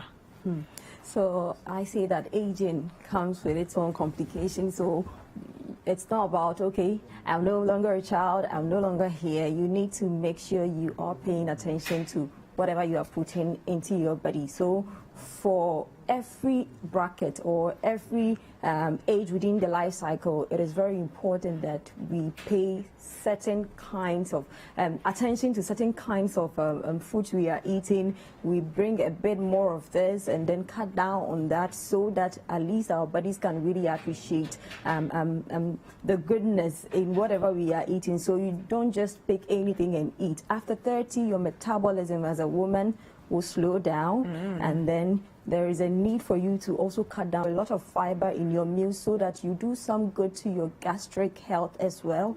And then you have to make sure you are constantly sure of vitamin D and calcium, because there is the need to repair, there is a need for muscle building, there is a need to make sure that you maintain strong bones and teeth. And bones or calcium is such a big deal. Vitamin D, calcium for people about 40 and thereabout. So every stage will need to be guided on what to bring in after age 50, 60, 65, you know. So after 65 or after 60, you need to make sure that there is an increase as far as even your calcium intake is concerned, because that is where you find out that osteoporosis for women, bone marrow issues. So right after menopause, right after andropause, there is a depletion as far as your calcium and vitamin D stores are concerned. And vitamin D, when you are exposed to the sun, we've spoken extensively about it. So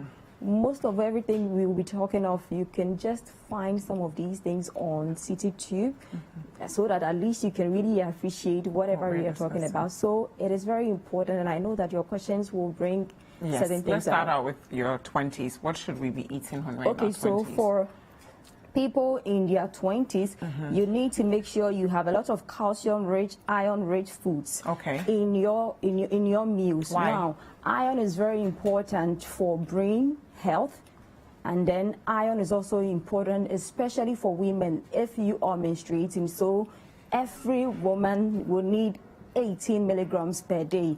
And so, yes, these are examples of iron, great sources of iron rich so food. Red meat. Yeah, red meat. Iron promotes healthy pregnancy, increases energy, prevents general weakness, and better athletic performance. And so you'd have to know what to be eating. So at this stage, you need to make sure, because we are menstruating, we are losing blood every month, and so we have to make sure our stores are not depleted.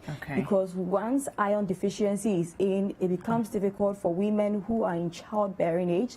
It's not healthy for any pregnancy, because at labor you can even lose your life, or it could be bad. So you need to make sure that if you are in your 20s, your focus is on iron-rich foods and then calcium-rich foods, because you need to also maintain stronger bones, stronger teeth, and make sure that at least every part of your body receives some goodness as far as calcium and then iron is concerned. So for iron, if you don't eat meat, you can substitute it with beans. Yes, so we have the plant source, we have the plant source protein, we have the animal source protein, that is the heme iron and the non-heme iron. So we have animal source protein, and these liver, red meat, poultry, fish, they are all eggs, they are part of the animal source protein. And then we have the plant source proteins, where we have the legumes, pulses, nuts and seeds also forming that side. So and then you can vegetables. Get your sunflower seeds, so you the can leafy get green your vegetables. If you are taking red meat, and let's say I'm a vegetarian, I can decide to go for soya bean.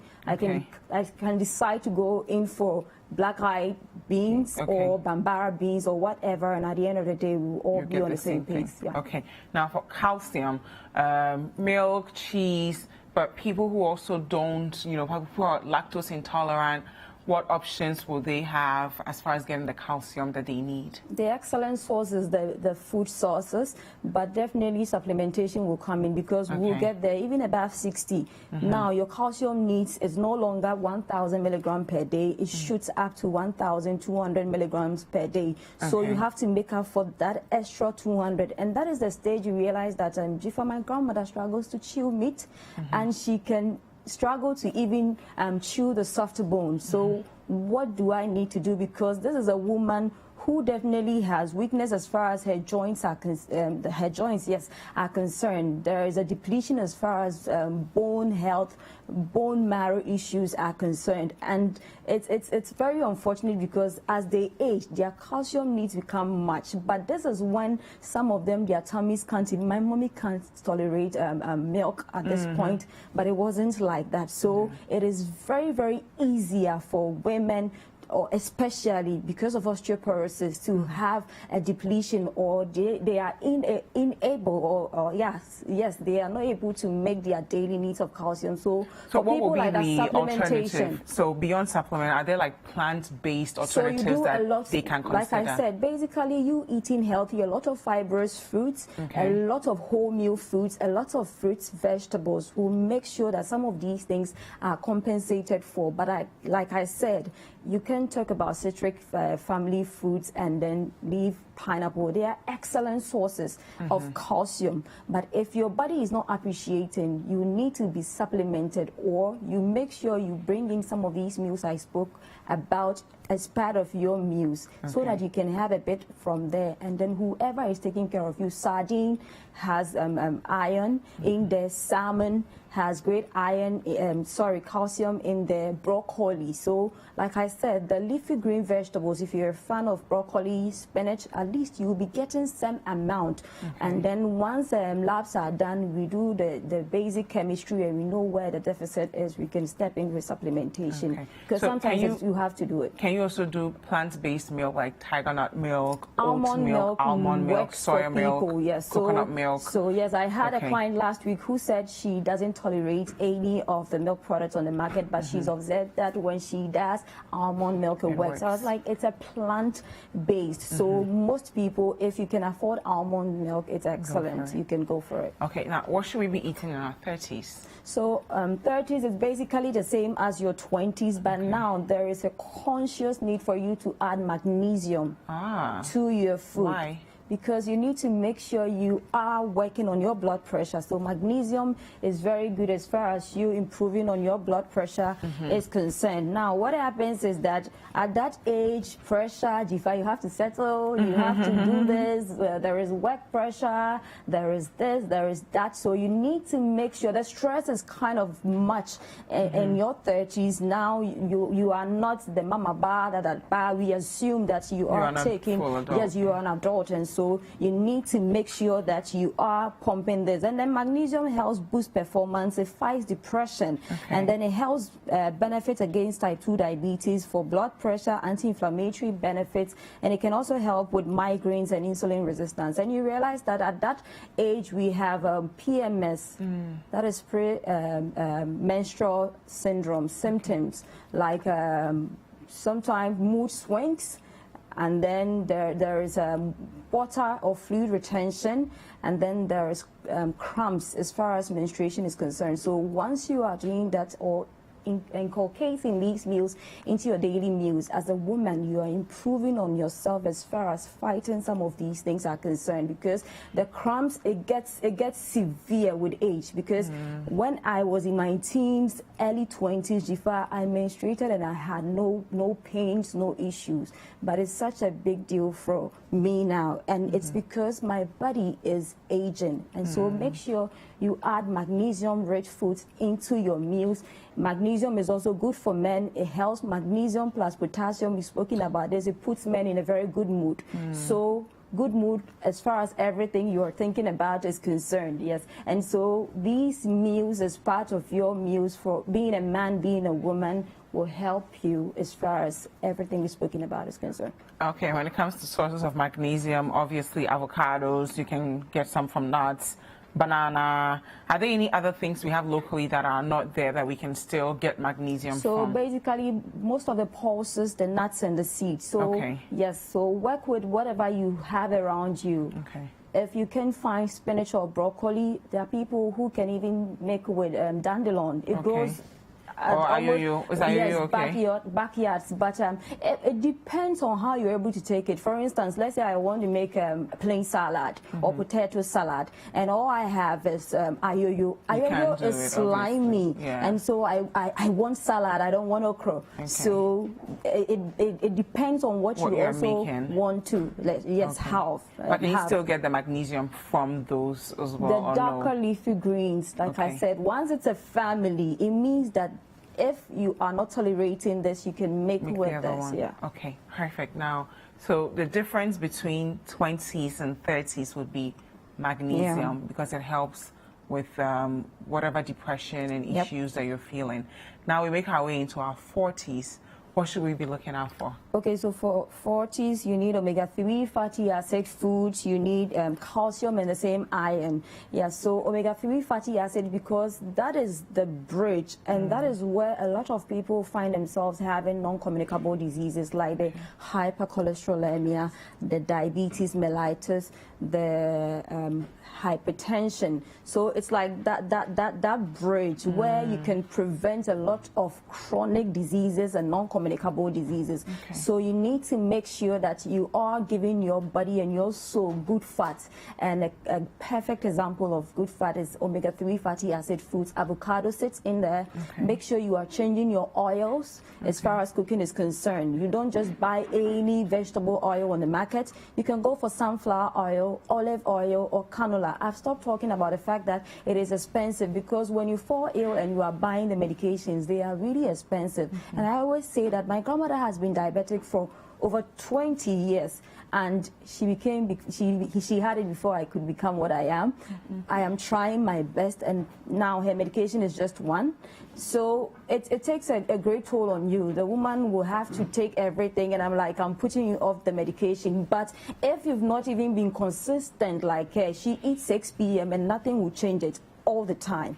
If you are not conscious about these things, she is conscious, and even with her, it's not been an easy thing. If you are stressed up, you have to be here, Dziffa, by 6:30. You are here, you get home so late, it becomes very difficult. So you have to make sure you are blessing your body with every goodness it will need. So be conscious about calcium. We've spoken extensively about calcium. Be conscious about iron. We've spoken about iron. For a man, your iron need should be between 14 to 18. For a woman, it should be between 12 to 16. For pregnant women going into labor, sometimes above 11 grams per deciliter, we say it is okay, you can enter labor with it. So it is very important that you pay attention to it. We have excellent sources of omega-3 fatty acid rich foods.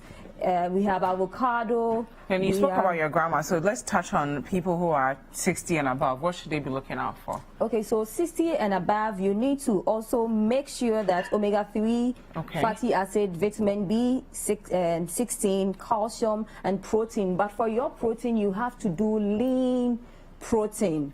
Lean protein comes with zero or no fat.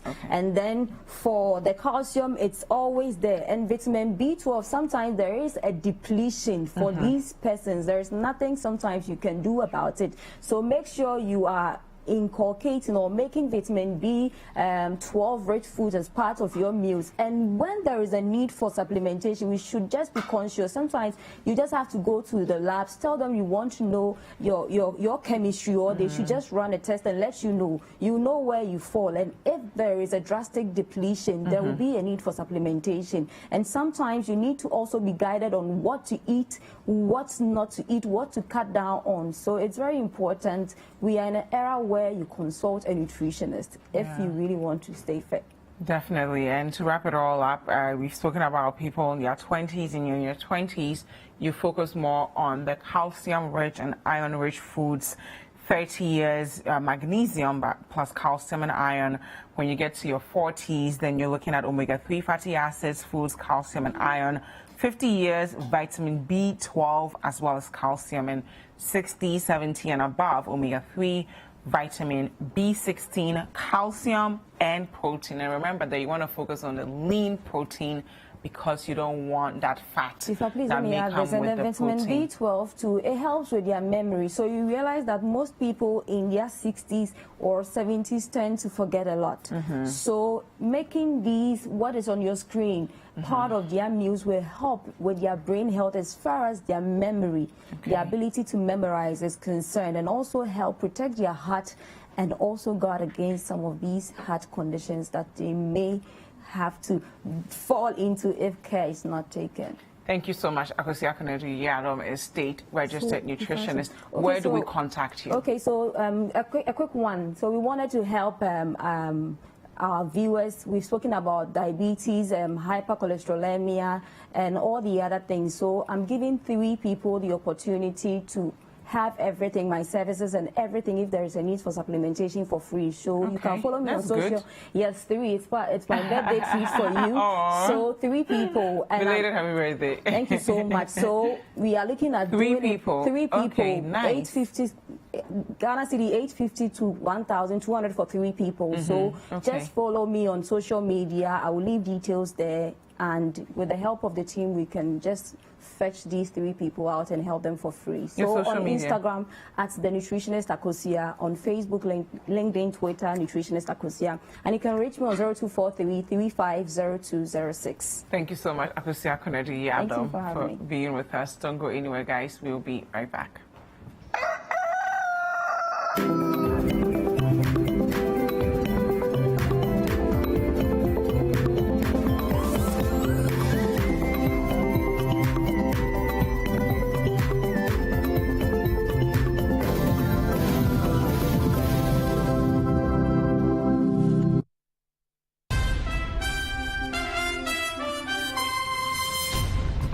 Comprehensive news. The City Newsroom at 8 p.m. on City TV is your most engaging news bulletin on TV. It's a very oh, that's too bad. The youth are still throwing stones. They are still throwing stones here into our direction.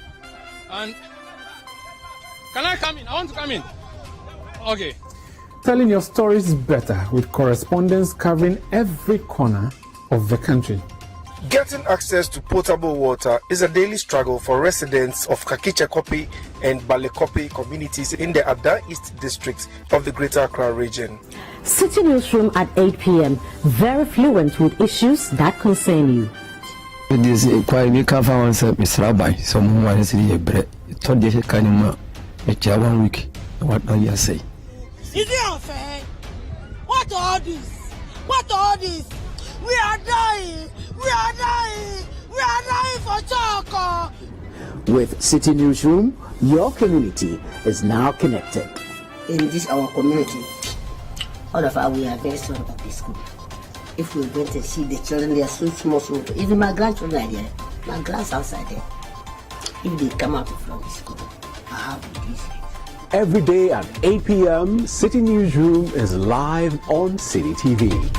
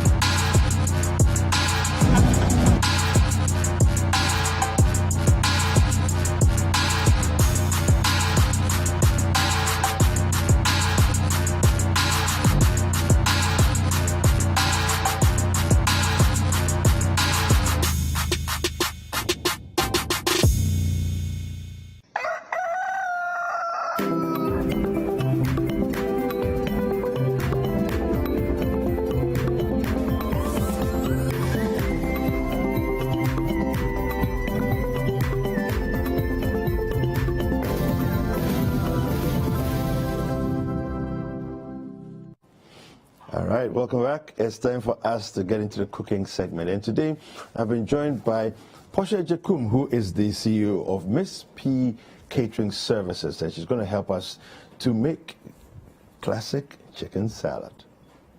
Portia, good morning. Good morning. How are you? I'm good. Yourself? I'm very well, thank you. Okay. All right, so let's just dive right into it, okay? Okay. Before we start, can we wash our hands? Yes, let's do that. Okay, so you go first. I'll pour over your hands first. Okay.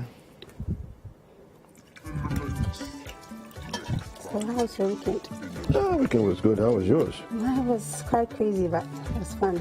Work? Yeah, work. Yeah. I mean, people got to eat every day, right? Yes, so, yes. And weekend is quite busy for us. Yeah. Good. So do you want me to help you with that? Yes. Then I need to wash my hands as well. First. Okay, let's do that. Okay.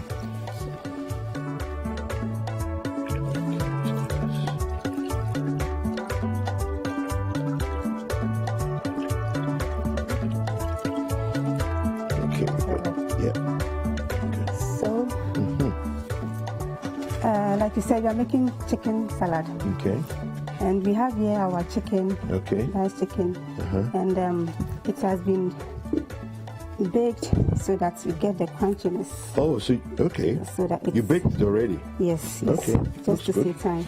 And what did you bake it with? Because I see some. There's ginger. There's garlic. Okay. And there's white pepper. It's just to give it a spice, and then there's salt too. Ginger, garlic, white pepper, and salt. Yes. Okay, super. So, in our bowl, we are going to have our mayonnaise. So we have here our mayonnaise, and then that's our cucumber. Okay.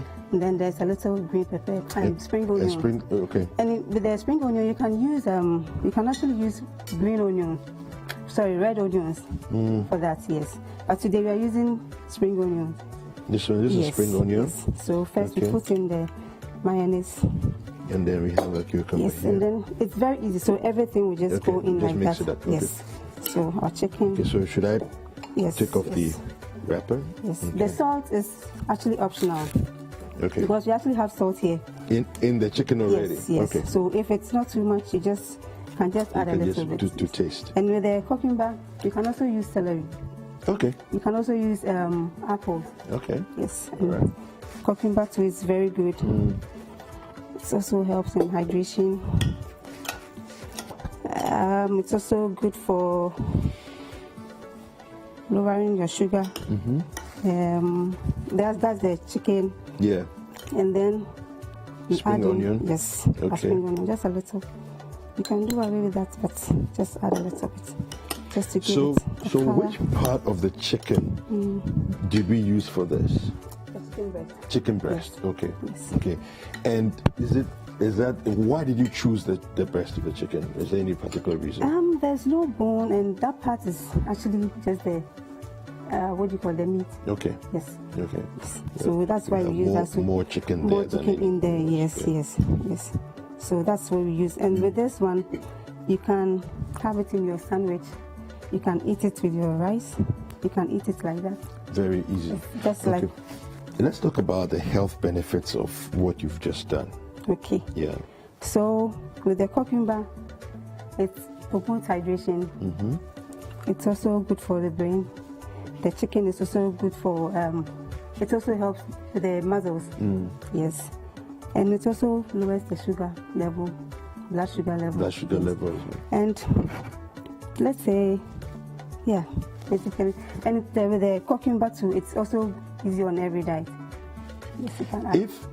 If someone doesn't like chicken, for example, is there an alternative that tastes similar? Yes. What would you can use turkey. You can use beef. Turkey, beef. You can use tuna. Tuna. Yes. Okay. But that's quite simple. It's quite straightforward. Very simple. So, in terms of preparation, chicken. I think the chicken is the key, right? Yes. So you did the most work with that, baking it with you said white pepper, ginger, garlic. Any other season that you want. Any other? Okay. Okay. Yeah, chicken season that you prefer. Okay.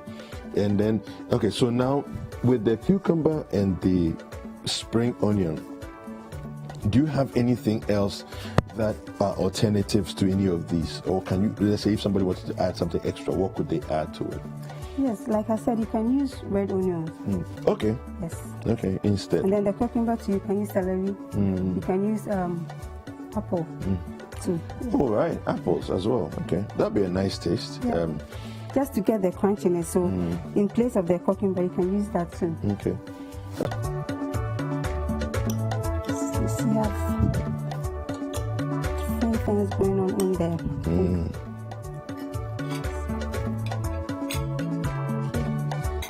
Okay, looks good. This is my breakfast.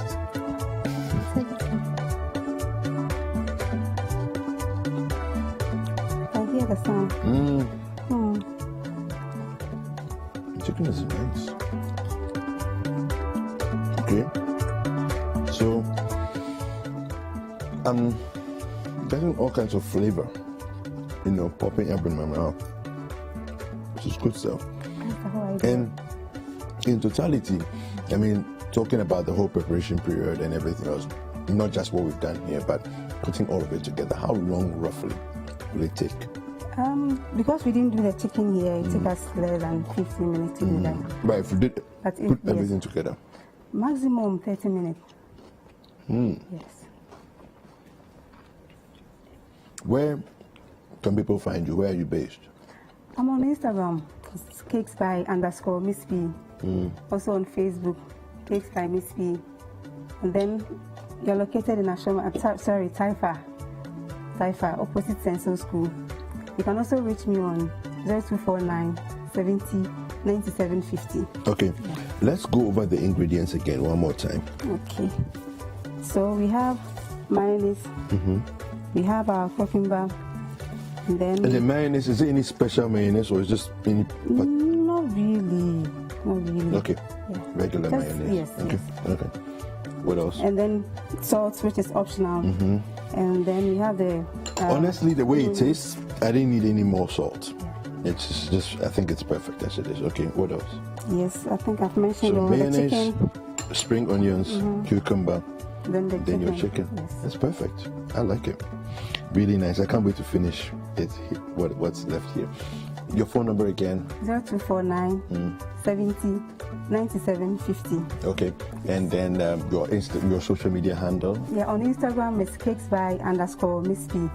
The Cakes by is together and then _Miss P. Okay. And then on Facebook it's Cakes by Miss P. No space. There's space.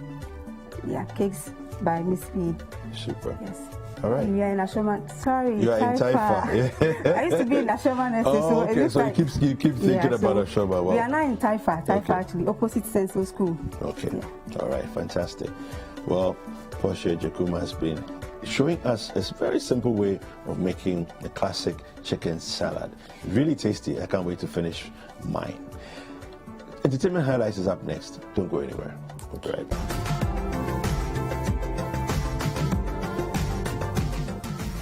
Welcome to Entertainment Highlights on Breakfast Daily. My name is Atu Kwame.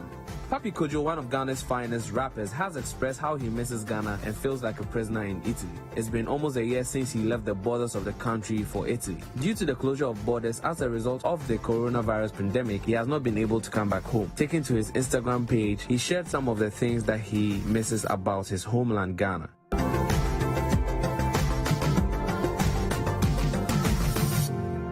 Ghanaian rapper Sarkodie staged his virtual concert last night, dubbed the Black Love Virtual Concert. The show streamed live on Seek.com, a virtual music broadcasting platform which has hosted concerts from Lady Gaga, Elton John, among others.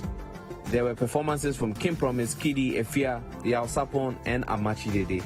Others were Shatawale, Sister Efia, and Akwabwa. Sarkodie's concert has been described as one of the best being held during the COVID-19 period.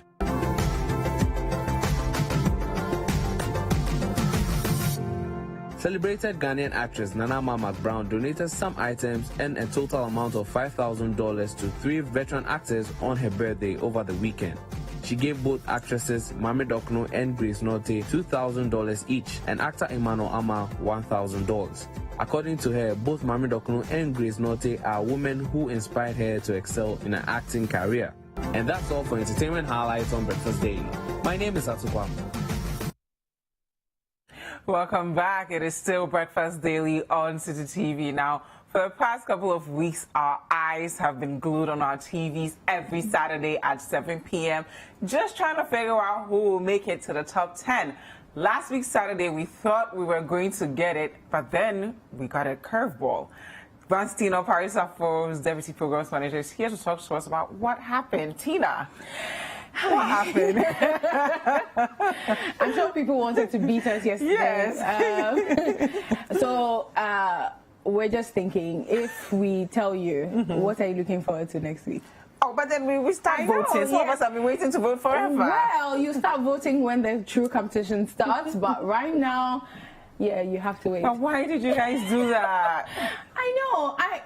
It's just nice. It's just nice to keep people in suspense. I'm sure everybody's sitting down in their homes thinking, really? Can't believe this. Yes, and that was what we wanted to achieve. So gosh. Sorry. We will be telling you who the top 10 are this coming Saturday. Are you sure we won't be through with a second? Oh, no. We know at this moment, like, you can't wait. Yes. So we will be doing the big reveal on Saturday. Wow. And then what happens after that? Okay, so before I tell you what happens, I just want the parents to keep their phones on. Again. I thought this was like first week of... No, keeping your phones on, because, you know, we'll be calling the parents to let them know who made it. So this week is going to be an emotional week. Gosh. We're going to be telling people you made it, and some others, sorry, I don't want to be a parent right now, because I'll be looking at my phone every minute. I know. So be expecting a call from City TV telling you whether you made it to the top 10. Can we tell from the tone if, you know, because then when I hear it, I'll just hang up and be like, well, I didn't know. You can't tell from the tone, but the thing is, it will be very emotional because you've made it like right from the 300s into the 100s, into the 30, into the 20, and now you don't even know your fate. And so just expect our call. How should parents handle the conversation if their kids don't make it? So this is what it is. If they have made it through this journey from 300 into 20, you as a parent should be proud of them. They've put your name into good repute. They have brought you honor, and so you need to encourage them even if they don't make it to the top 10. You need to let them know that it's not just about today. If you fail, you try again. And I wouldn't even call it failure. I will call it wrong timing. Yeah, or maybe just that performance wasn't good enough to make the cut. But listen, they have made it this far and they're champions. And so please, please, please, parents, do not be disappointed. Whatever the fate is this week, please encourage your ward or your child and let them know that they are the best. Okay. We're going to get to the top 10. Yes. But should we take a recap of what happened for the first two episodes? Fine. Let's take a look at it. Okay.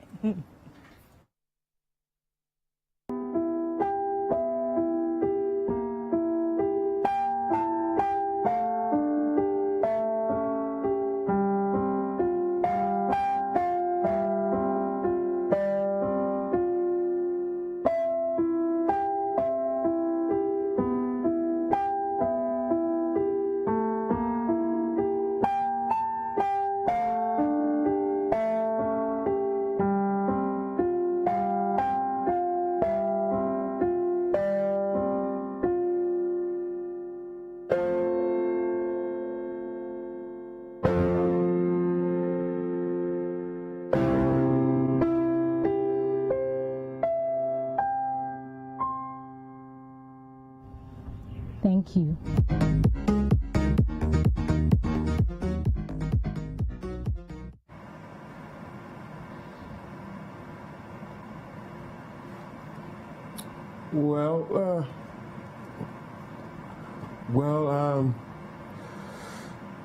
I thought Bess Marie could have done better. I don't know why, but that's how I feel. Bess, I don't know, but I could feel the tense, the tension in when you were playing. It's like we were too tensed, and so you were not flowing like you should. Bess Marie, just have, when you're playing keyboards, you just have to play like you're practicing, okay? I don't know how long you practice for this, but you should just play like you're practicing, like you're just having fun, okay? So that at least those of us who are hearing or listening would enjoy what you're doing. But that is not to take anything away from you. You did well anyway. You did well, so well. Yeah?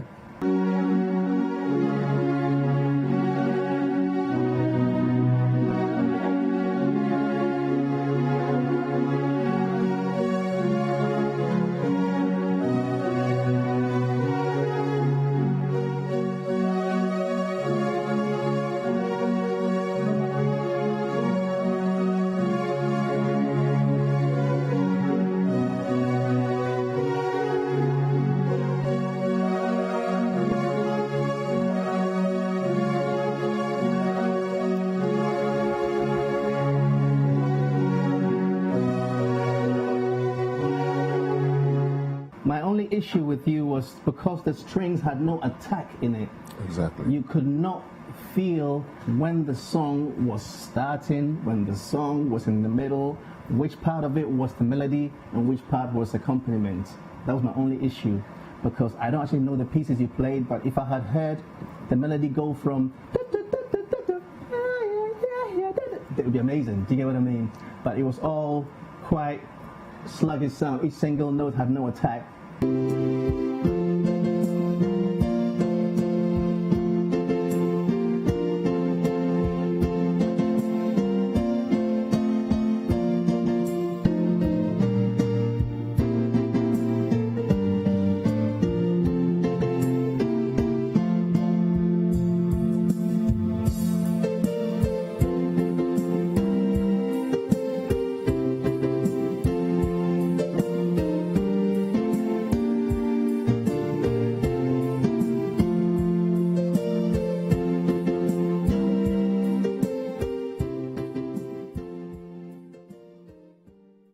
So that was some of the top 20 contestants. Tina, what happens next? Okay, so I said we're going to call the top 10 this week. And then once we've called them, we will put them into a boot camp. Ooh.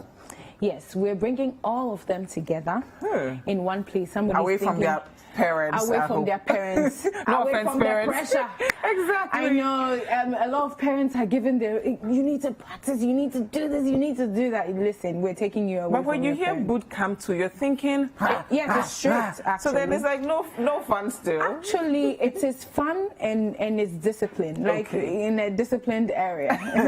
let me call it that way. So the aim of it is to actually prep them for what they're about to go through during the 13 weeks of competition. Different. They have different expertise. So they're going to. So Kokwi Salome.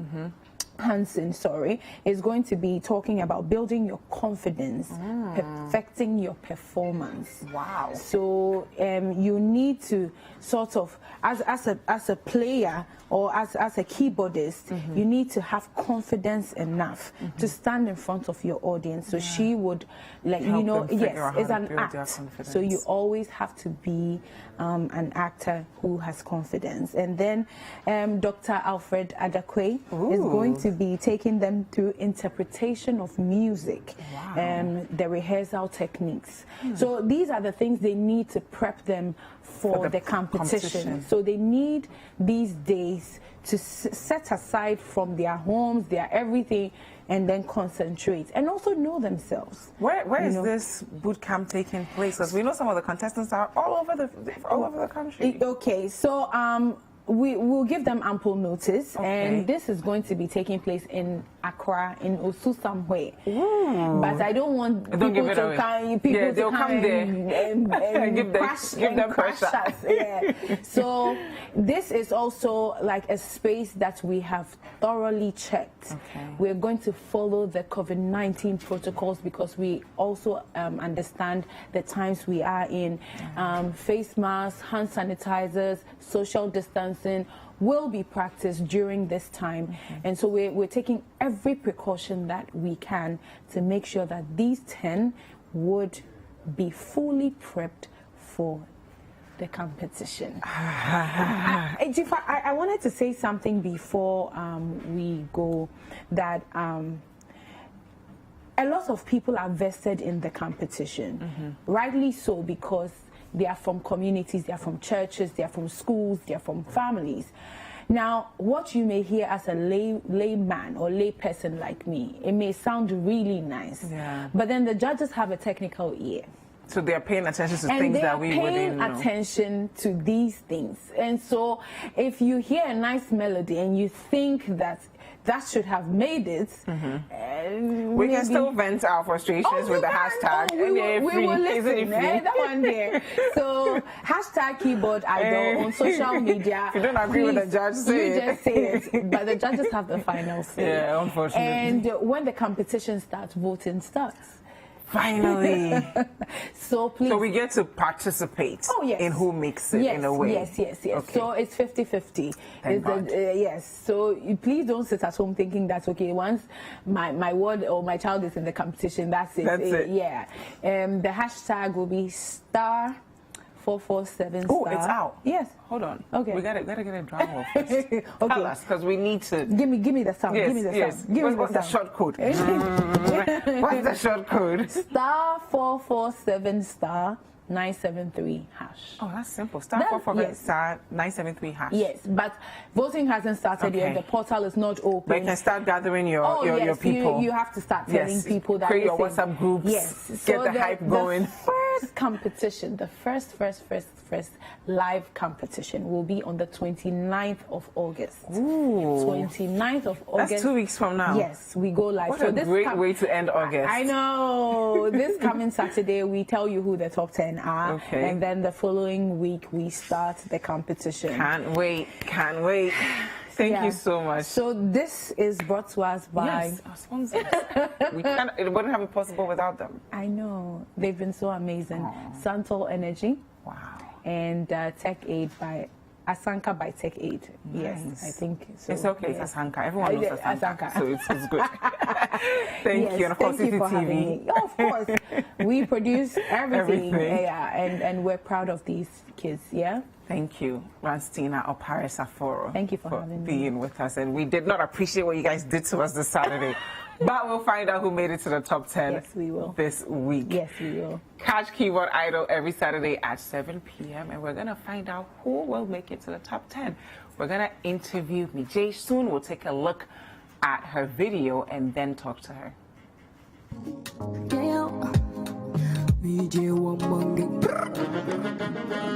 Tundra sounds sweet vibes, make it do it, make it do it.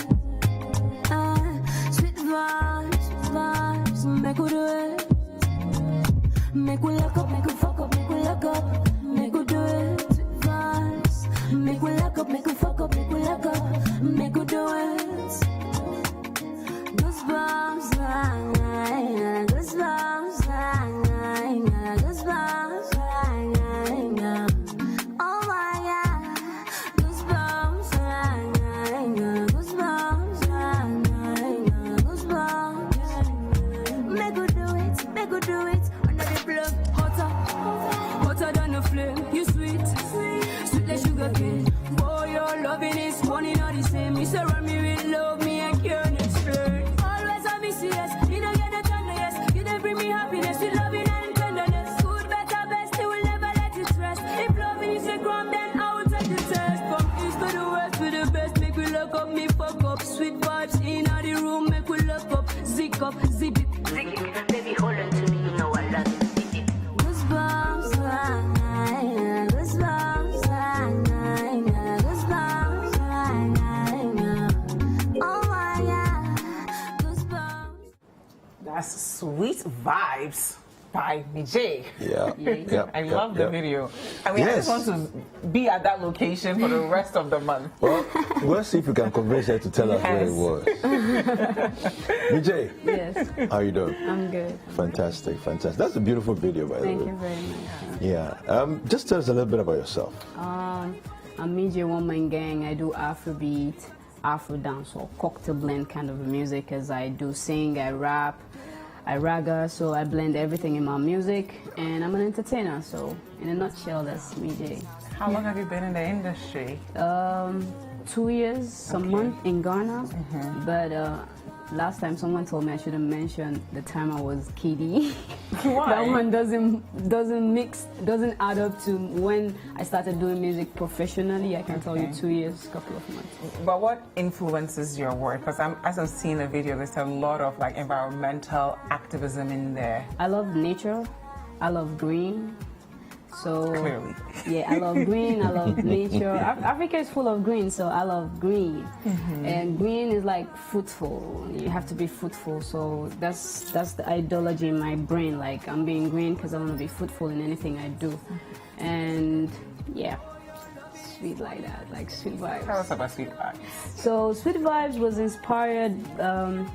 We already know we have COVID and everybody's indoor, and we don't have time to go to the club party. So I don't think if I want to compose a song at this moment, I'll think about jumpy song. Yeah. I'll think about love or maybe inspirational song.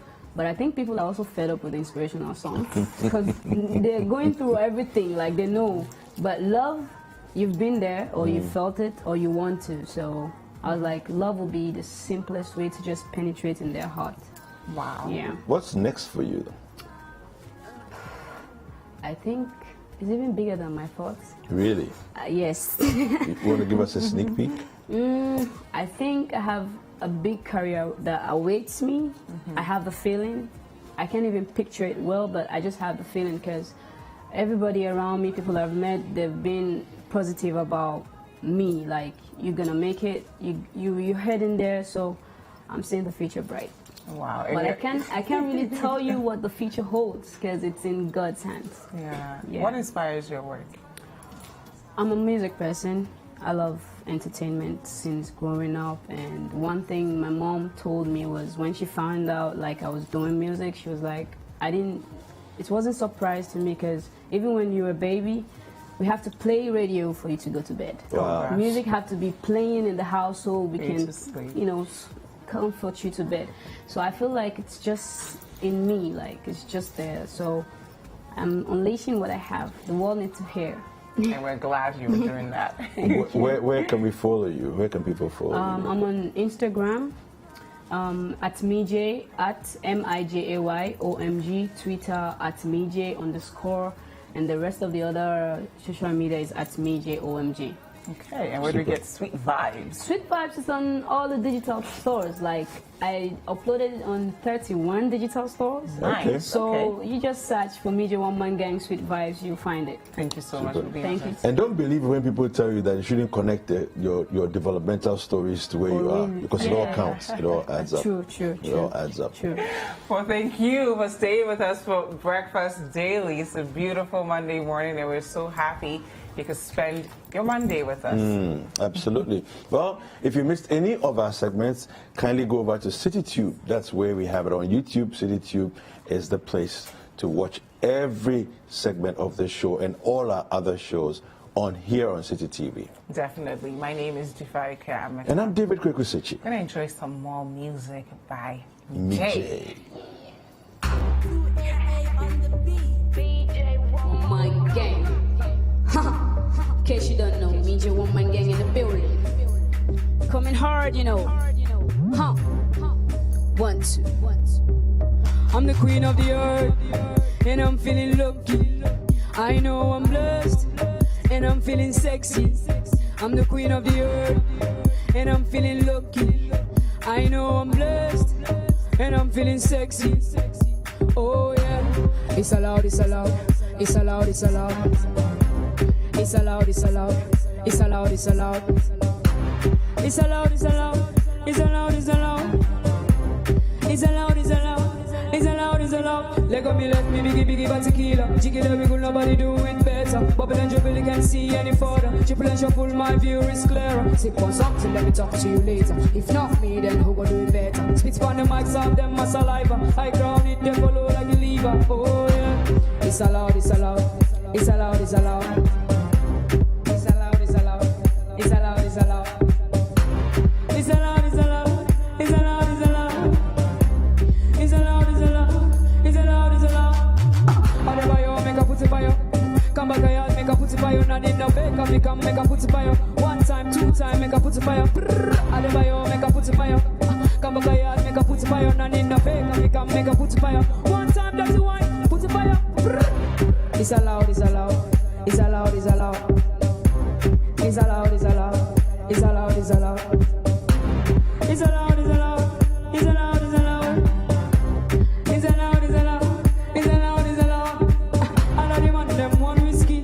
Sexy girl, them get frisky. 20 shots, we go down. When you hear the sound, them boogie down. All of them and them one whiskey. Sexy girl, them get frisky. 20 shots, we go down. When you hear the sound, them boogie down. I dey buy you, make a put it by you.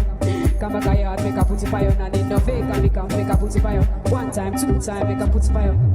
I dey buy you, make a put it by you. Come back a yard, make a put it by you. Now need no fake, make a put it by you. 1 time, that's the one, put it by you. AA on the beat. Where the biggie, boo, big bump party.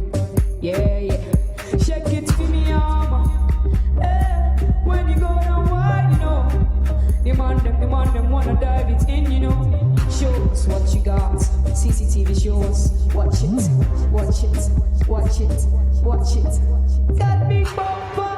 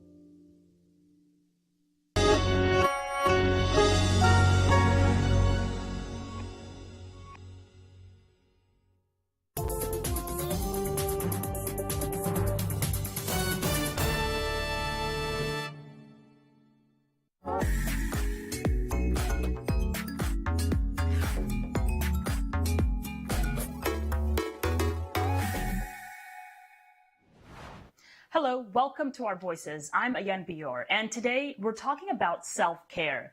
For me, self-care is taking time for myself and taking control of the things that stress me out or seem impossible. But the beauty of self-care is that it's different for all of us. For some, it might mean cutting off toxic people, writing down and visualizing goals, and figuring out your financial situation. For others, it means indulgence and pampering yourself, running marathons, practicing yoga, singing, or dancing.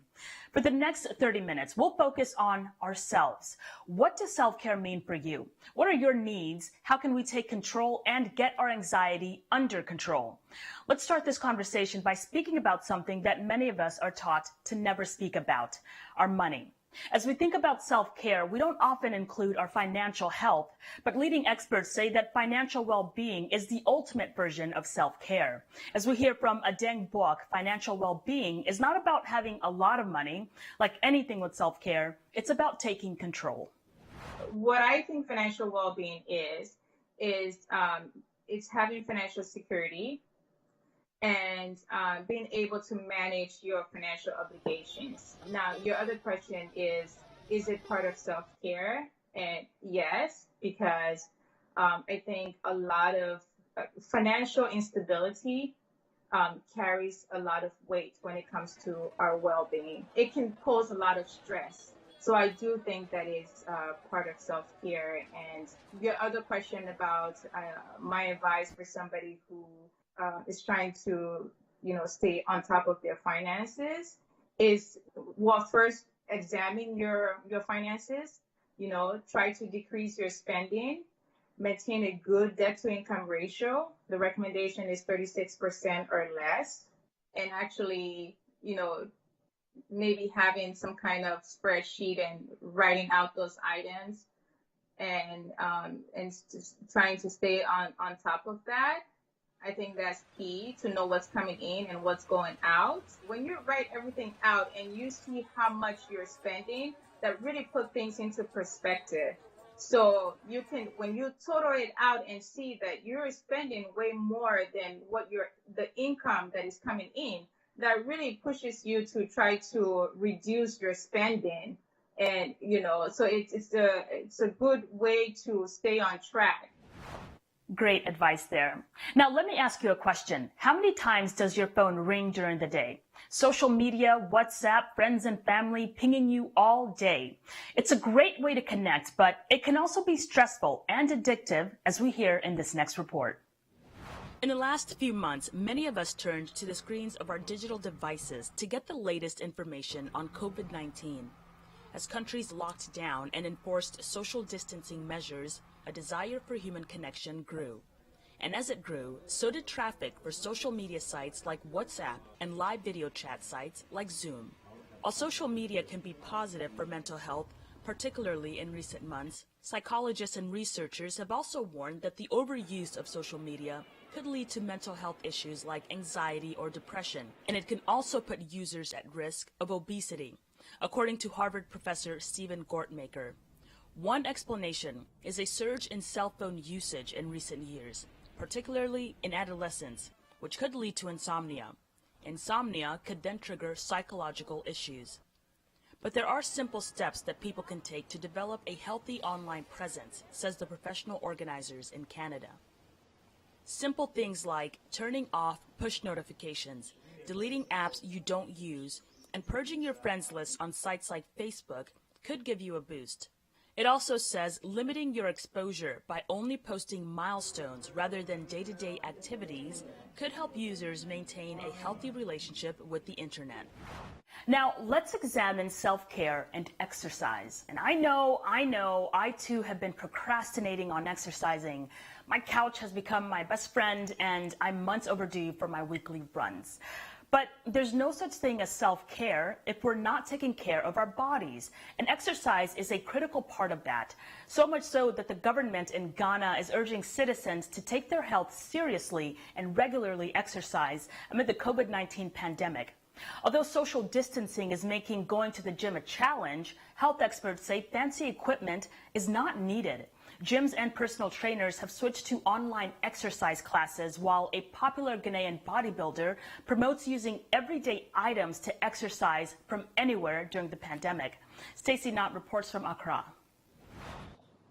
Before the COVID-19 pandemic, this gym in the Ghanaian capital would see up to 130 members per day. But with fewer people using the gym, Pippa's Health Centre is now also offering online classes and aerobics using Azonto, a Ghanaian dance.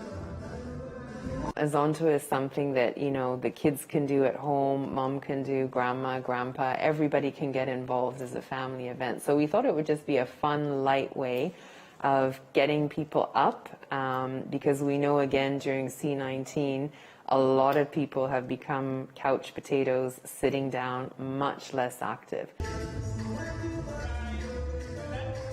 Ghana's government is stressing fitness as a way to stay healthy against COVID-19. Gyms have reopened in Ghana, but bodybuilder and schoolteacher Samuel Kilbilla says the pandemic shouldn't stop people around the world from working out. He created a home workout guide online and has a global following on social media. I started getting a lot of messages, DMs and emails, people telling me to help them because their gyms have been closed and they normally see me training at the kind of backyard gyms and they believe I can fix something.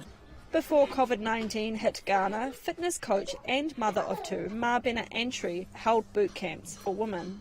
She also moved her coaching online and enjoys working from home as she can spend more time with her kids. Okay, you guys, it's okay, bye-bye. I'm home, so, you know, I'm able to, I think, give them a little bit more of attention and still work, even though it's not, you know, fetching as much, it is still very lucrative and it's good. And I'm looking at definitely keeping the online classes. These Ghanaian fitness coaches have made the best out of social distancing to promote exercise online. But they also hope the motivation and encouragement from the government to stay fit will continue once the pandemic is over. Stacey Knott for VOA News, Accra. Wow, I'm really inspired, and I'm going to take that advice and finally get some regular exercise. So important. Now, I'm an amateur athlete. Like most of us, I exercise to feel healthy. But imagine being a professional during these times. South African gymnast Caitlin Rooskrantz was looking forward to living her childhood dream of representing her country at the Olympics in Tokyo this year. Then the unthinkable happened. The coronavirus pandemic forced a year-long delay of the Tokyo Games. It was a shock and a serious challenge, but also a mixed blessing. She spoke to VOA's Anita Powell in Johannesburg. At the beginning of this year, Caitlin Rooskrantz was flying high. The 18-year-old had just become the first woman since 2004 to represent South African artistic gymnastics at the Olympics. Rooskrantz ramped up her training in anticipation of the Games. But then, the global coronavirus pandemic took over, and the International Olympic Committee postponed the Games until 2021. Yeah, like I said, it was a really big shocker to me, but you know, if you think about it deeper, it is at the best interest of all the athletes, you know, it's for the best of our health. So, you know, and if you look, you always try and look for the positive in everything, and it's bumped a whole year later, so now we do have more time to prepare. The Olympic delay came just days before South Africa began a 5-week coronavirus lockdown, which included closing all gyms in an attempt to slow the spread. Gone are the daily 8 hours of training at the Johannesburg Gymnastics Center. Now she trains at home for about 3.5 hours each day. In gymnastics, a year can make a really big difference, you know, but I'm really hoping that in this year, you know, that now before the Olympics, that my main goal is definitely to stay injury-free, you know, keep that out of the picture and just really focus on trying to upgrade my skills. But the hardest thing, she says, is something everyone can identify with going through this pandemic: the isolation. I've really just struggled not being able to be with my gym family every day. You know, since I can remember, I've been training for 6 days a week, you know, every week, and I see them every day. They are literally like family to me, you know. So to be able to have not seen them for, I think it's going on maybe 7-8 weeks now, you know, it's really hard. Olympians. They're just like us.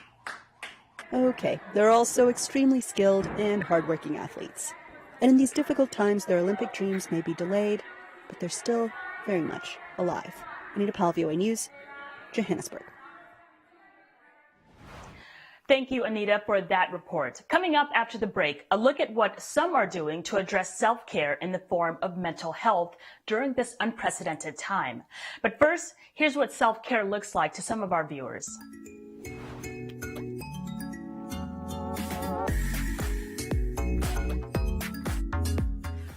Hi everybody, my name is Nkirka Madani and my self-care tactic is cooking. So I like to cook. I just cooked this right now actually, well 20 minutes ago, and it is zucchini, bell peppers, ground beef, kidney beans, a whole bunch of stuff. I've really been trying to work hard with cooking healthier meals because it helps me stay happier, healthier, better outlook on life. So that's what I do for self-care. Trying to find little pockets of what you can do to keep yourself in control of whether it be your mind and your body, so breathing and things like that. But then also switching gears and training the brain on how to think of what you can do instead of what you can't do in your immediate future, in your life, in the moment. The biggest thing is being patient, understanding that we are going through a really traumatic time and a crisis, and also looking at the positives. A lot of people are looking at, okay, so I'm not getting a job. Let's look at why that is a good thing right now. I can have more time with my family. I'll never get, hopefully, never get this time again. And so trying to be grateful and appreciating all the small things.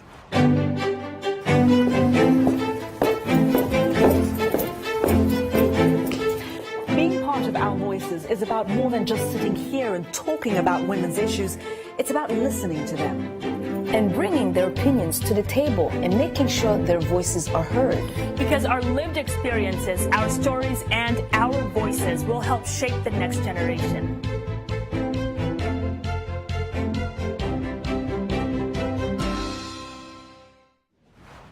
Welcome back. You're with Our Voices, and today is all about self-care, a term that has been popularized in recent years and one that has become synonymous with mental health. Many people have reported feelings of stress and isolation as a result of the COVID-19 pandemic and other world events. In Nigeria, thousands are receiving free mental health care to help address these symptoms. The program, Mentally Aware Nigeria, or MANI, was formed by psychologists and medical experts to create an environment where people can seek mental health care without fear of stigma or discrimination. Timothy Obiezu reports from Abuja. Nigerian psychologist Aisha Abdullahi holds daily psychotherapy sessions at her home in Abuja. She is one of many psychologists and counselors responding to a significant increase in mental health problems due in part to the spread of coronavirus. Immediately the lockdown started, especially in some states in Nigeria, there was a complete increase in the presence of people on social media. And almost every conversation, in a few conversations that you look through, you see somebody talking about a mental health issue. It's either they're experiencing fear, panic, their stress level has increased because of working from home, or they're having anxiety, or they are isolated alone, so there is feelings of loneliness and depression. Before the pandemic ever started, the World Health Organization estimated 1 in 4 Nigerians suffered from mental health issues. Abdullahi says it's the uncertainty that's driving much of the anxiety in patients she treats. At the moment, we still don't have much information about whether there's going to be a vaccine, when it's going to be, whether there's medication. So it's a scary situation. And obviously, even for somebody who has been taking care of their mental health, there is a lot of grief also for people who have lost loved ones, for people who have lost their means of livelihood. The stigma attached to seeking out mental health treatment is one of the major reasons that only about 10% of Nigerians get the help they need, according to medical professionals. I remember having a panic attack once, and I told my sister, and she laughed at me because, I mean, why should you have a panic attack? You should be a strong black woman, Nigerian woman. You should toughen up. Mentally Aware Nigeria is trying to help people like Tara. It has introduced Project COVID, online sessions that engage viewers across the country to help them cope. Money has really touched my life in ways that I cannot even begin to even speak about. I mean, just doing this video alone, talking about my struggles with mental health, talking about things I had to go through, goes a lot to even show me how well I've become. No one knows when researchers will find a vaccine for the coronavirus. Until then, Nigerian psychologists such as Abdullahi and groups like Mani will have their hands full. Timothy Obiezu for VOA News, Abuja. That's great news from Abuja. Now to Kenya, where the Ministry of Health says the number of mental health cases, such as depression, have jumped dramatically during the coronavirus outbreak.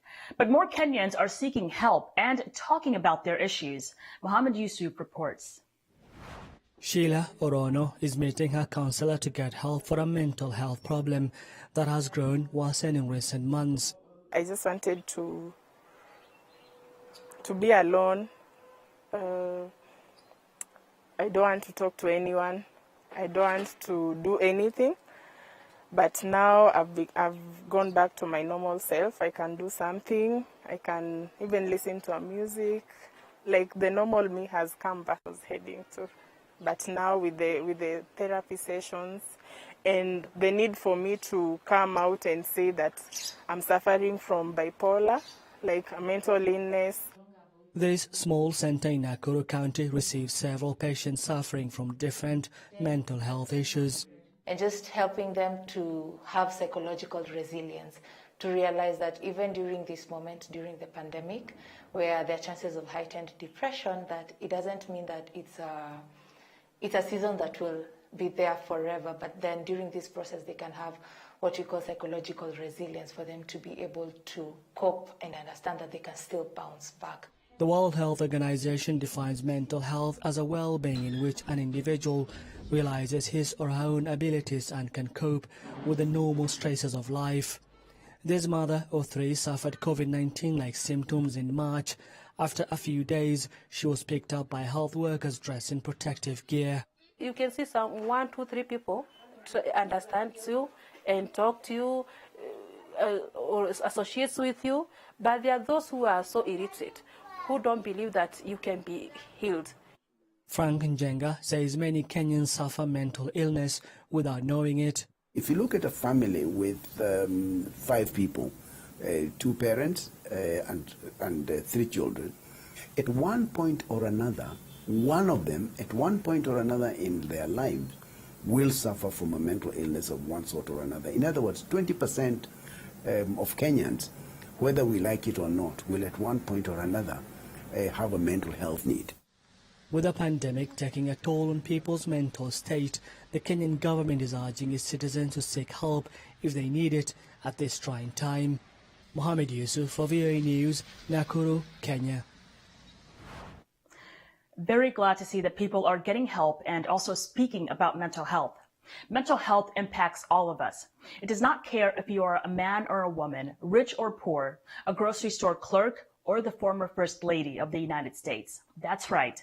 Mrs. Michelle Obama recently said she was suffering from low-grade depression due to the current political climate, race relations in the U.S., as well as pandemic-related stress. On her Instagram account, Obama told her followers that she is doing just fine, and I'm very, very happy to hear that. Now, as we said before, self-care is about taking care of the mind and body. And in Ghana, organic food is growing in popularity as people try to stay healthy during the coronavirus pandemic. But organic produce is not easily regulated, and consumers are paying extra for unverified claims. Farmers across the region are creating their own system with support from international bodies to certify organic produce. Stacey Knott reports.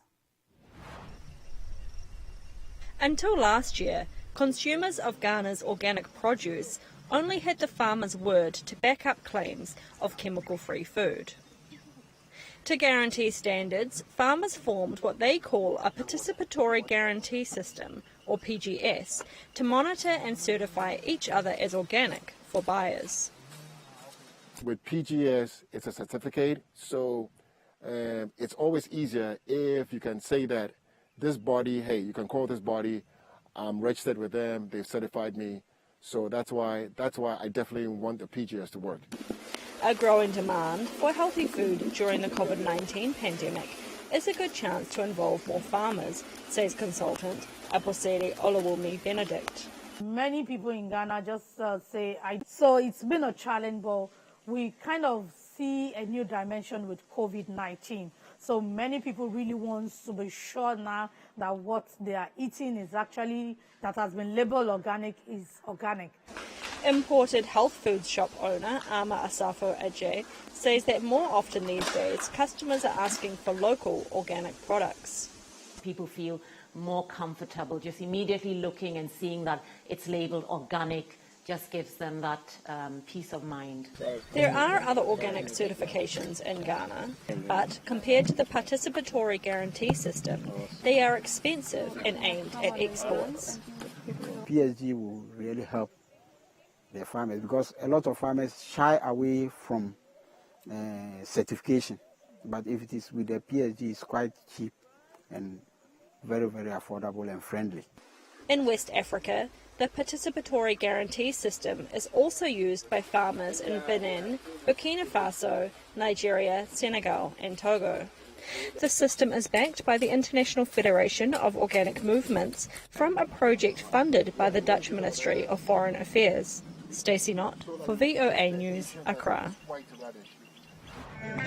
This song might be familiar to people who listen to Mali's Omu Sangare.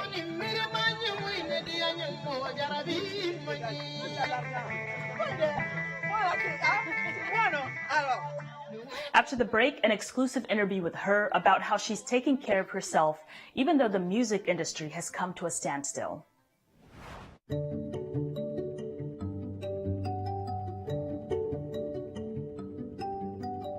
This is a country that I chose to become a citizen. I didn't have to become